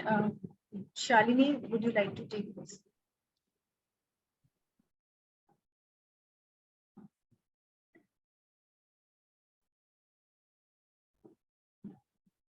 Shalini, please continue with the next question. Oh, sorry, I was muted. Okay. So after having such good and elaborate discussion, we move on to the next question. Mrs. X, 30 years, Mr. Y, 36 years, they are married for 6 years and still they are not able to conceive and they don't have any sexual desire. So does infertility causes sexual dysfunction? And what are the indicators in men and women where you feel that they are having a difficulty in having regular sex, and how do you counsel them? Dr. Neeti and Dr. Puneet. Dr. Shalini, Yeah. on the whole, we are realizing now that the couples which are coming to us, forget about infertility. Otherwise, also, so many young couples who are coming to us, they have problems with their sexual desire, and they are suffering from sexual dysfunction. And above that, if this infertility also happens, it definitely takes a toll on their sexual life. So the whole idea of pleasure goes away, the whole idea of togetherness goes away, and it is all about timing, and it becomes a job to have a sexual contact. And that is why the sexual desire goes down. In fact, I was going through a study, and it was so surprising that it said that in 2/3 of the women, they lose their sexual desire when they start the infertility treatment, and 40% of them, they don't have any interest left in their partner. So this is to the extent that the sexual desires goes down. So definitely it takes a toll on the sexual desire of the women as well as men. So I would just add on here that it's important. That's where the psychological input is very, very important in our infertility patients, because it's important to know whether this loss of sexual desire has been present before, or is it infertility related. Very, very important. And I think if we assess our patients psychologically well, if we fill up those questionnaires in the first appointment, that gives us a very good idea, both psychological and fertility related questionnaires. A lot of answers we find in those questionnaires. Obviously, clinically, we have to assess separately, but psychological assessment would play a big role. Like Dr. Poonam rightly mentioned, that after the fertility treatment, the need for psychological counseling and any sort of treatment increases by 10%, 10 times. So it's important, if they have any kind of a psychological problem beforehand, that needs to be handled, because we know that fertility treatment is going to add on to it and may make it more worse. Thank you, Dr. Puneet and Neeti, very rightly said. So, we all face these kind of couples where they have a very less sexual drive, and in females, the stress, in fact, which is like further aggravated by the stress. And then in women, they usually present as the vaginismus, and in males, they usually present as the erectile dysfunction. And, and moreover, they have a lot of sexual myths also. Like a very common question, I guess everybody of us feels when they come to us, that is there a particular position, or the semen leaks out after having the contact. So we need to be very vigilant and, very patient, and we need to solve all these myths and give them the facts. And actually, what happens is sometimes the couple, they lose confidence in the whole process of sexual contact. They feel that it has failed them over these years, and they just lose the confidence so they say that this is not going to help, doctor, let's go ahead with IVF or whatever other techniques. True. Also You know, what every we found out. cycle, maybe like we are giving ovulation induction and we are giving cycle by cycle, and you know, it becomes very mechanical. Okay, yes, your follicle is ready. Now you go and have sexual contact, maybe alternate day or so. And then it becomes very mechanical. There's so many times they come to us that we could not do it because we were so much stressed out. So all this sexual dysfunction further aggravates the And problem. as Dr. Puneet just mentioned, it is very important to know whether the sexual dysfunction was there from before also. I have come across women, women who are not even very educated, coming back from rural background also, talking about that they never achieved orgasm. And they never actually, and they also feel that because it never happened, probably that is why we are not able to conceive. This Yeah. is a very common question which they come up with. True. It is very important to clear their myths about all such myths regarding these sexual dysfunctions. Okay, moving on to the next. Can I add a small point here? Yes, That definitely, ma'am. male sexual dysfunction is so highly stigmatized in our society that I've dealt with couples who completely hid from the clinician in the regular interactions that there was a component of male sexual dysfunction, where after failed cycles, after miscarriage, just the whole scenario came out. So it takes time when the couple is comfortable, confident to open about these very intimate matters to the counselor also. And in the clinic, in the clinician, there's a whole team of people looking at them, and it's not easy to discuss these matters. Yeah, very Absolutely, rightly said, ma'am. actually, it is easier for women, I feel, to come out with their sexual problem rather than men. They feel it, they take it on their ego, maybe, or they feel like Yeah. a failure somewhere. Yeah, they take it as a stigma, and they don't open up it. So that is why the importance of counselor comes. And like Dr. Poonam said, that they open up themselves to the counselors more easily than the clinicians, us. Uh, Moving on to the next question. So we have couple, wife is 36 years with a BMI 35, husband 36 years, BMI 32. So obesity certainly impacts both the male and the female. So my question is, like, how does it impacts the obesity? Do you tell them to wait and then plan, where we know that age is running a race against the time? So how do you counsel them? This open to discussion to Dr. Sureen, Dr. Poonam, and Dr. Puneet. So, nutrition is a very important part of the reproductive physiology, because reproductive physiology itself is an energy expenditure phenomena. So, how are they, as far as their nutrition is concerned, is extremely important. Now, we all know that overweight means that yes, she's probably not ovulating, and she's probably not as fertile as a slimmer counterpart is, and ovarian activity would be suppressed. So like Shalini said, I think it's very important to just see that as long as all other factors are okay, AMH is fine, age is fine, she should lose weight, because that's the healthy way of reproducing, that you have a normal body. Do not be obese, because your ovaries would be suppressed even if you're undergoing an IVF. If you lose even 5 to 10% in a PCOS, she'll respond so much better to the injections which we are giving her. And hence, lifestyle interventions are required in these kind of cases. However, if she is older age group, I actually do not wait. If you're asking my practical this thing, I do not wait, because if I'm doing an IVF, I just go ahead with it. If she is an older age group with a low AMH, in any case, one doesn't give her too long for natural conception, because she's a poor prognosis patient. And telling her to lose weight, on top of that, she gets stressed about losing weight. So better to move on to treatments alongside the process of losing weight, rather than waiting for her to lose weight and not knowing what is going to occur. Now, in a man also, we probably don't know it, but there is a direct association between the nutritional attitude and the poor semen quality.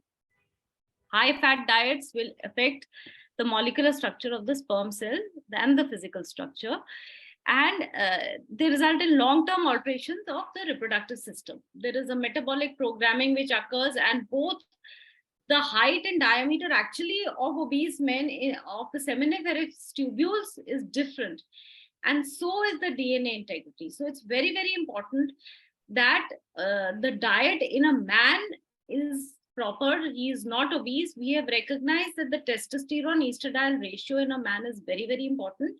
And obese men, if they have a ratio of the estradiol being more than the testosterone, or the absolute estradiol being more than 65, well, they are the ones who require aromatase inhibitors, especially if they have a semen factor like a oligospermia. So it is very important to take a healthy diet for both the partners, and in order for them to lose weight, it actually requires a lot of time, a lot of stress, a lot of input from them. If they are ready to do that, yes, but if they are not ready to do that, because you can make out a resistant patient who will say, I have tried everything, mere ko to hawa lag jati hai. This kind of a patient is not going to lose weight. So you have to actually be very, very astute in assessing your patient on whether you are going to wait for him to lose weight, for her to lose weight, or go ahead. And yes, it would be a direct impact would be of an AMH and an older age group patient, where you will be in a dilemma on whether you should tell her to lose weight or not lose weight. Because even if you're stimulating for IVF, she's going to take a whole lot of gonadotropins, a long stimulation protocol. And they say even the HCG levels post-trigger are lower in a obese patient. So she may not do as well. Yes, very rightly said, Dr. Surveen. Dr. Puneet, anything to add on? So I would just add on here that, we have been talking about from some psychological point of view. If this patient walks to your clinic, this patient should kind of give us a red flag kind of indicator, because this particular couple will need counseling from a lot of aspects. Medically, Dr. Surveen has explained very rightly, we may have to tell about their outcomes. And then once she gets pregnant, there can be pregnancy complications and all that counseling. But also that's from psychological point of view. Obviously, she is at a stress of being infertile. She's at stress of being obese. She's at stress of maybe, because we all know that even if she works hard, she may not lose weight easily, right? So she's maybe at stress of not losing weight despite doing all the hard work of losing weight. So I think this particular patient, yes, may need very intensive counseling. Inputs from both the psychological team and the clinical team has to be very intense for such patients. Very rightly said, Dr. Puneet. Yes, we certainly need an integrated approach of a clinician, a gynecologist, and a nutritionist, and a counselor. And Dr. Poonam, may we have your inputs in this kind of cases, obesity? How do you counsel them to lose weight and maintain a healthy lifestyle?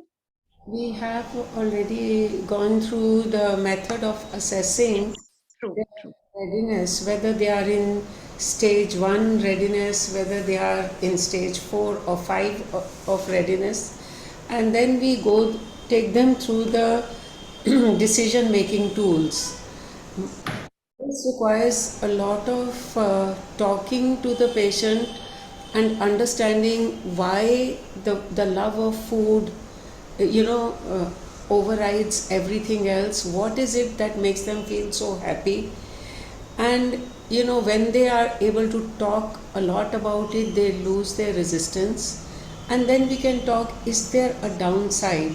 So here the whole process of getting them into behavioral intervention, behavior modification paradigm, so that they engage in weight loss process. Very That right, has to be undertaken. All the 4 steps of the decision, it has to be done. And I think somewhere it is a matter of them, what is called decision aids are there now, where what is the preference of the couple? Are they ready to take the risk of all these problems, or are they ready to wait and reduce the risk? So that is a decision which probably it is on the preference. If they don't care, they want to continue binging, but they should be shown a clear mirror of the risks to the child, even if they get a child, Will it be a normal, healthy child or not? Question mark. The child is a 20-year-old project in hand. Are you in such a hurry that you can't wait for 6 months? These are the questions which may help them to think about the Yes. whole. Yes, very rightly said, ma'am, that we certainly need a multidisciplinary approach and extensive counseling. I mean, we as clinicians also do counsel them. The counselor also counsels them, but still some patients are resistant.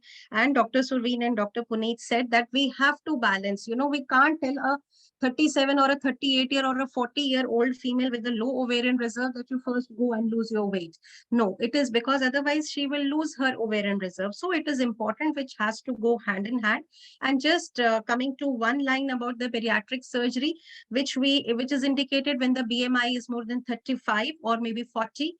So if either a man or a female has undergone a bariatric surgery, it is better to wait for 6 months because there is a micronutrient deficiency, and then better to go ahead with the fertility treatment. Now, coming to the next question, wife and husband, 30, 32 years respectively, infertile for 5 years. They have been taking all kind of ovulation induction drugs like clomiphene, letrozole, and now they are being stimulated with gonadotropins for IVF. She often complains of anxiety, depression, and mood changes. So, what is your experience, KD sir and Neeti? We often come across such patients complaining of mood changes while they are taking the treatment, and they very frequently ask us, Doctor, is it because of the drugs that I am taking, or am I inherently depressed? So how do you counsel and how do you clarify their doubts? Katie, sir? Is sir there?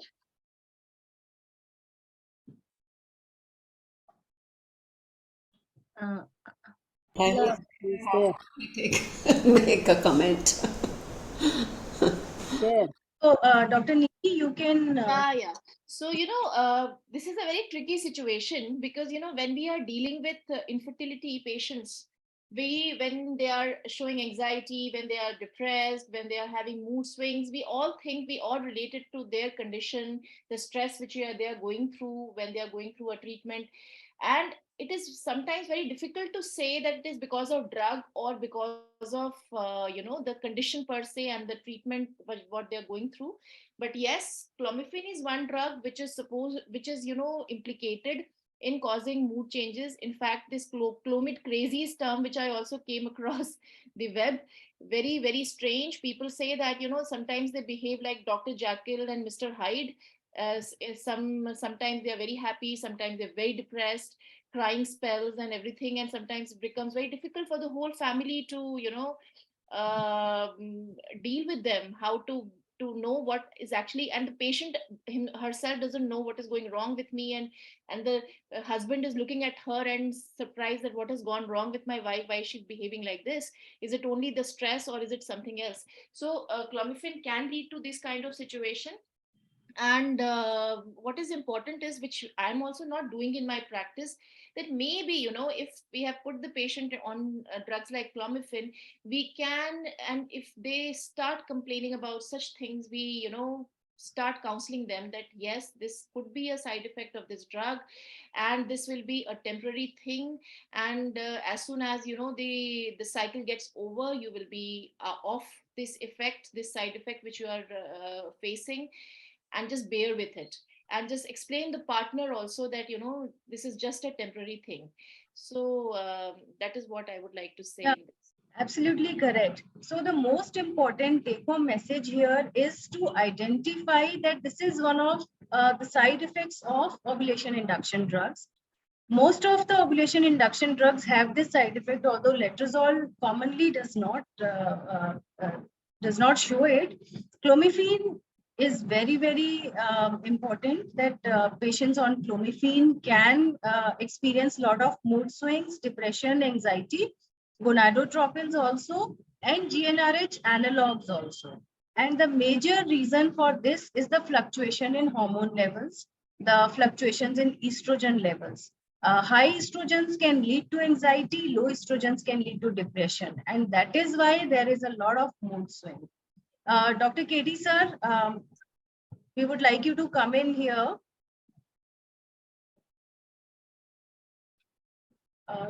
Dr. KD sir. Sir, we want your inputs on this. You see, I have so many calls coming. Yeah. Sorry, you see, So, sir, we are talking about the side effects of fertility drugs, primarily the mood changes, the mood swings that we see in these patients who are on ovulation induction drugs.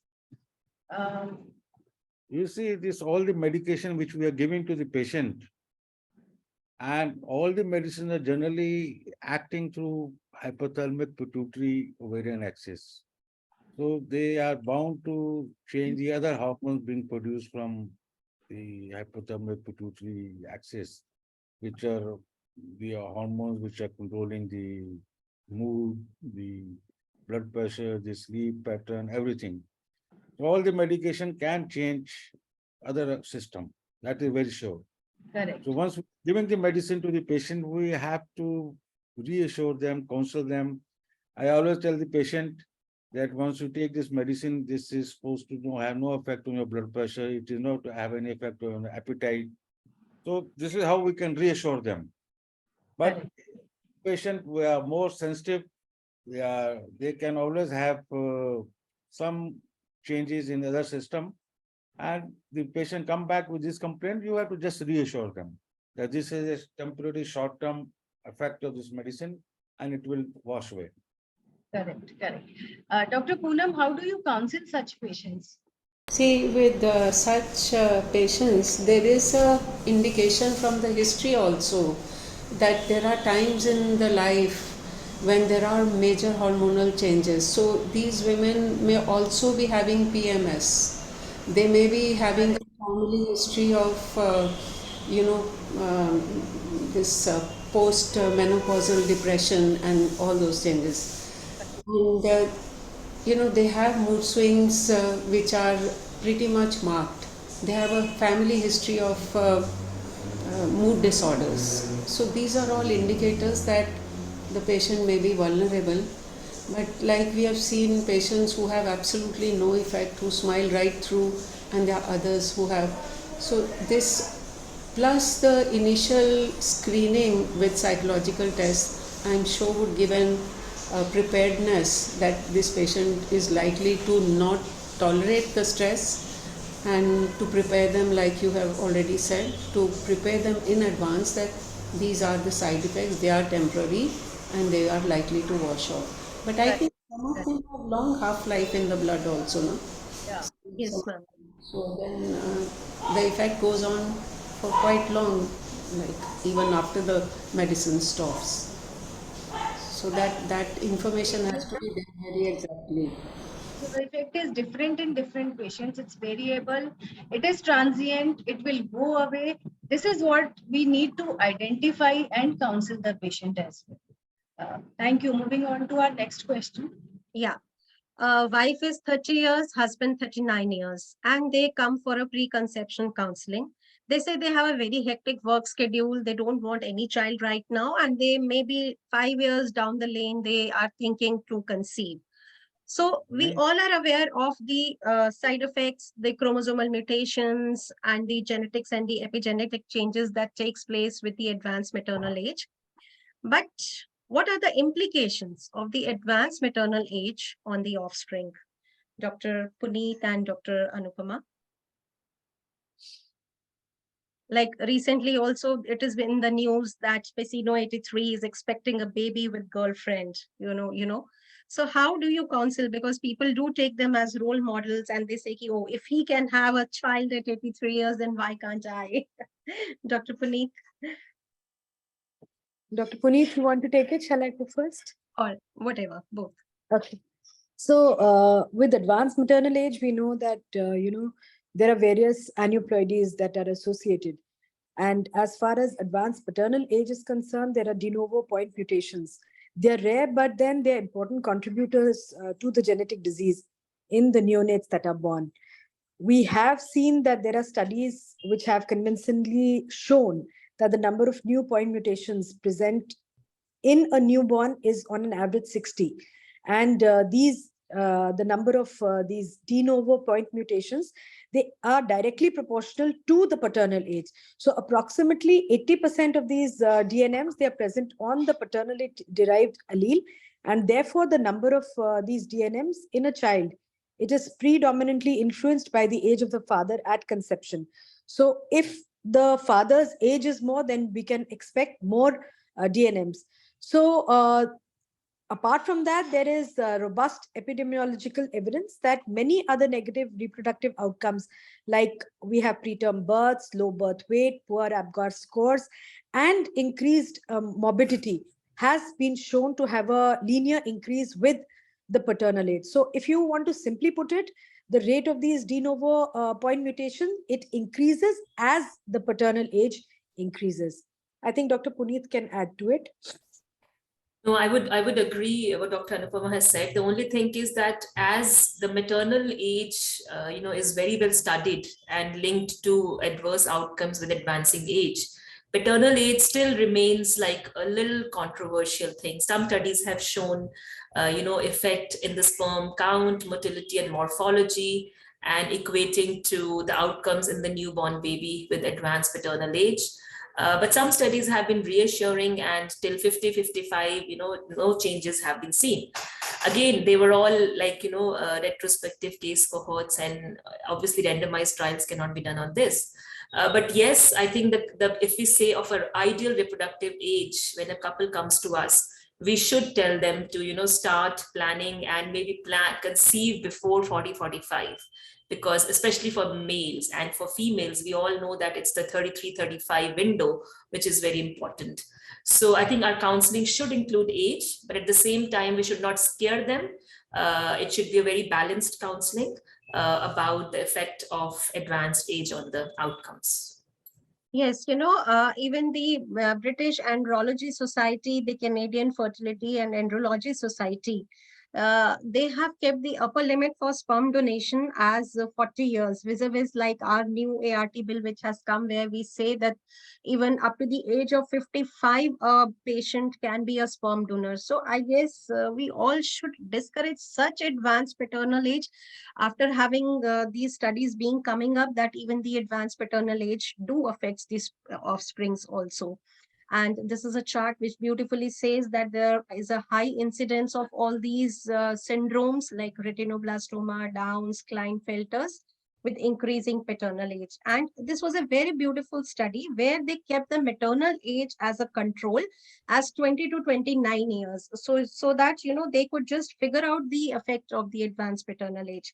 But yes, like we have a one study coming up, there is always many studies coming up which refute. So we certainly need large randomized trials and more data to with the conclusive evidence that advanced paternal age certainly affects the offsprings in a negative way.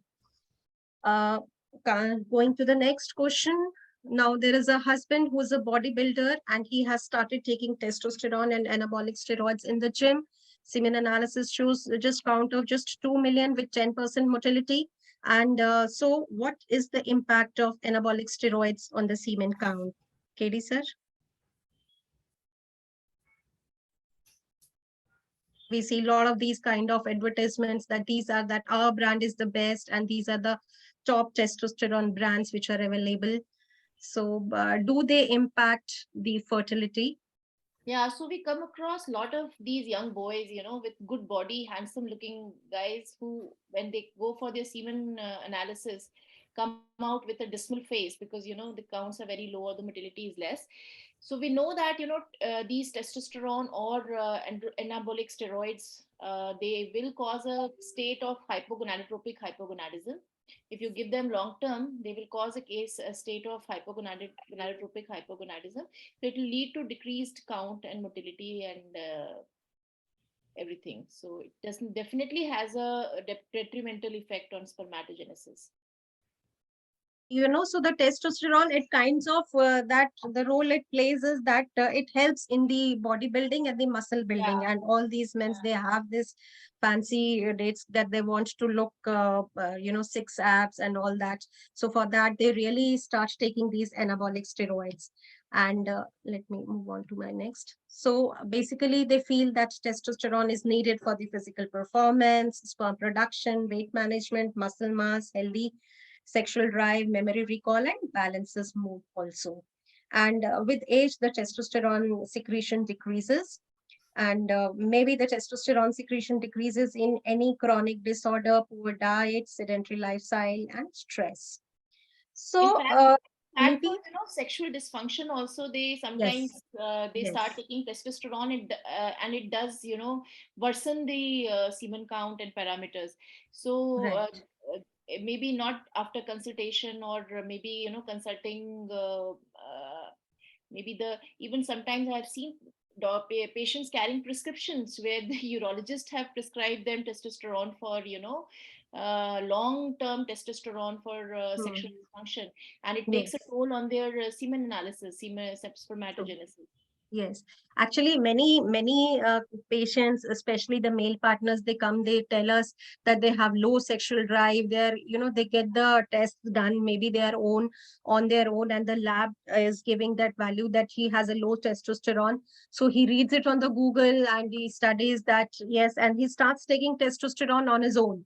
So we need to clear these myths and give them the evidence and counsel them that they should not be taking all these anabolic steroids, and they harm the fertility in a very big way.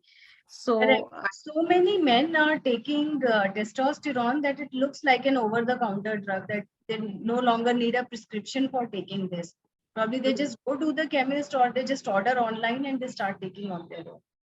yes, these gym trainers and all, they see, and maybe Yes. probably they counsel them the way, it is reversible. Once you want to plan the pregnancy, you can always stop them. So there comes our role where we need to tell them that, okay, they are reversible, but they might take a huge amount of time to get the semen count back to normal. And probably in good number of patients, the semen count might not come up very well. Yeah. This might still have the oligo or the azoospermia. So, and I guess rest is all the treatment part where we need to counsel them and where they take the either clomiphene, letrozole, or gonadotropins to improve their semen parameters.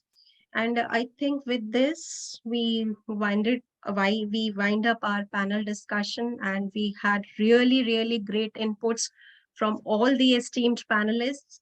So big thanks to all the panelists, and thanks from me and Achal to KD sir, Dr. Surveen, Dr. Poonam, and Dr. Rajvi for giving us this opportunity to conduct this panel. And over Thank to you so Dr. much. Rajvi. I would Thank also you like to to all the thank panelists yeah, Dr. for a Thank you. wonderful clinically applicable discussion. It was very interactive and very interesting. And thank you, Dr. Rajvi, for the idea. I think Dr. Poonam ma'am, I guess we all need to conduct more webinars like this. The integrated approach is really required. So thank you all. Thank you, Dr. Poonam and Dr. Shalini and Dr. Anchal. It was a very interesting and interactive session. If there is any question from the audience, we are willing to take. Dr. Puneet, did the panel cover what you wanted to discuss before the? I just wanted to make a comment that, we Yes. were discussing about, there was a question on as to, what I have seen in the clinical practice is that the uptake of counseling session, I think there was a question on how many counseling sessions. So the uptake on the counseling sessions is very low. We kind of give them a counseling session to begin with, give them a brief overview, make them do the questionnaire as to what their underlying stress or anxiety or depression score is, if any. But then if it comes to kind of guiding them or advising them, yes, maybe your score is high, they would not come for the counseling sessions, right? So it's still a stigma, they would not come. And also what I have seen is that there is a subset of patients which are very educated, who feel that it is all medically related infertility issue. There is no psychological. Then there is a kind of completely non-educated people who don't even know about it. And I think it's a middle group which obviously are a little confused whether they need counseling sessions or not, etc. So it's, I mean, we all see mixed kind of patients, but I still feel that the uptake when those who need counseling sessions is very low. And I don't know why. Maybe Dr. Amita, Dr. Poonam can all kind of put a word that why the uptake of such sessions is low. What can be done to increase those sessions for patients who really need it?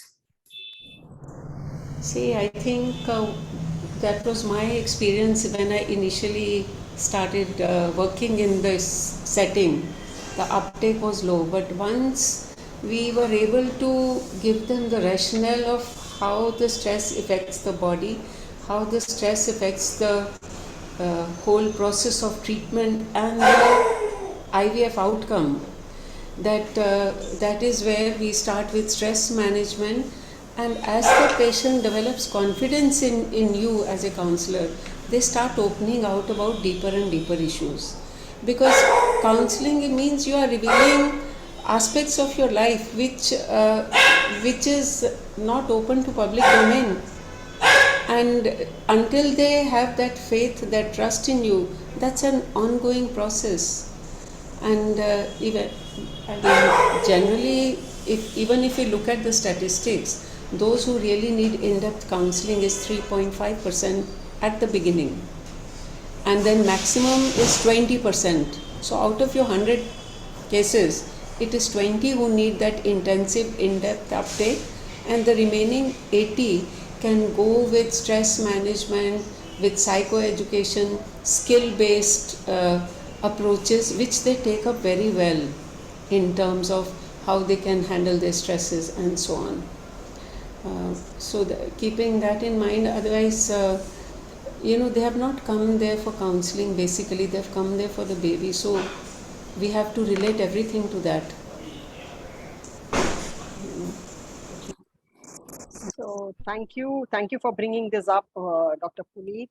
So at the end, I would first like to thank IFS, Dr. KD sir, Dr. Surveen, for giving us these unique opportunities for these integrated webinars, because nothing works in isolation, and this is giving a lot of food for thought and a lot of lateral thinking of what can be done.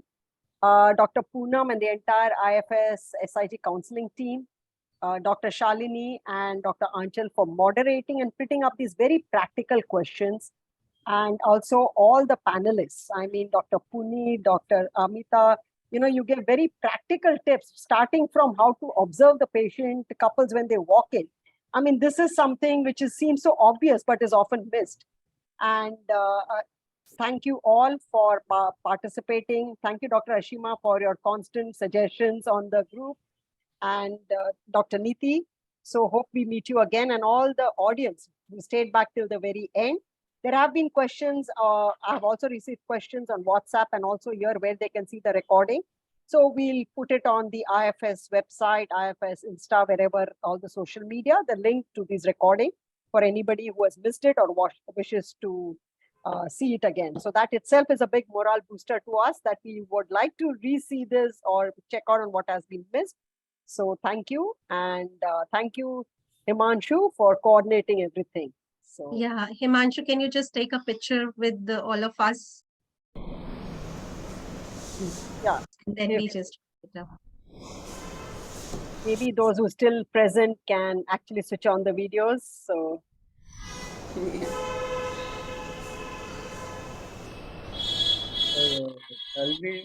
I'll Yeah, thank you so much, sir. okay, Thank you, sir. Thank you. Bye-bye. Thank you. Thanks also to Dr. Amita for being with us, and Yes. joining. Her expertise is going to go a long way in contributing to writing the IFS guidelines. We are already working on it with guidance. Thank you all. Bye-bye. Thank you. Yes, we leave that.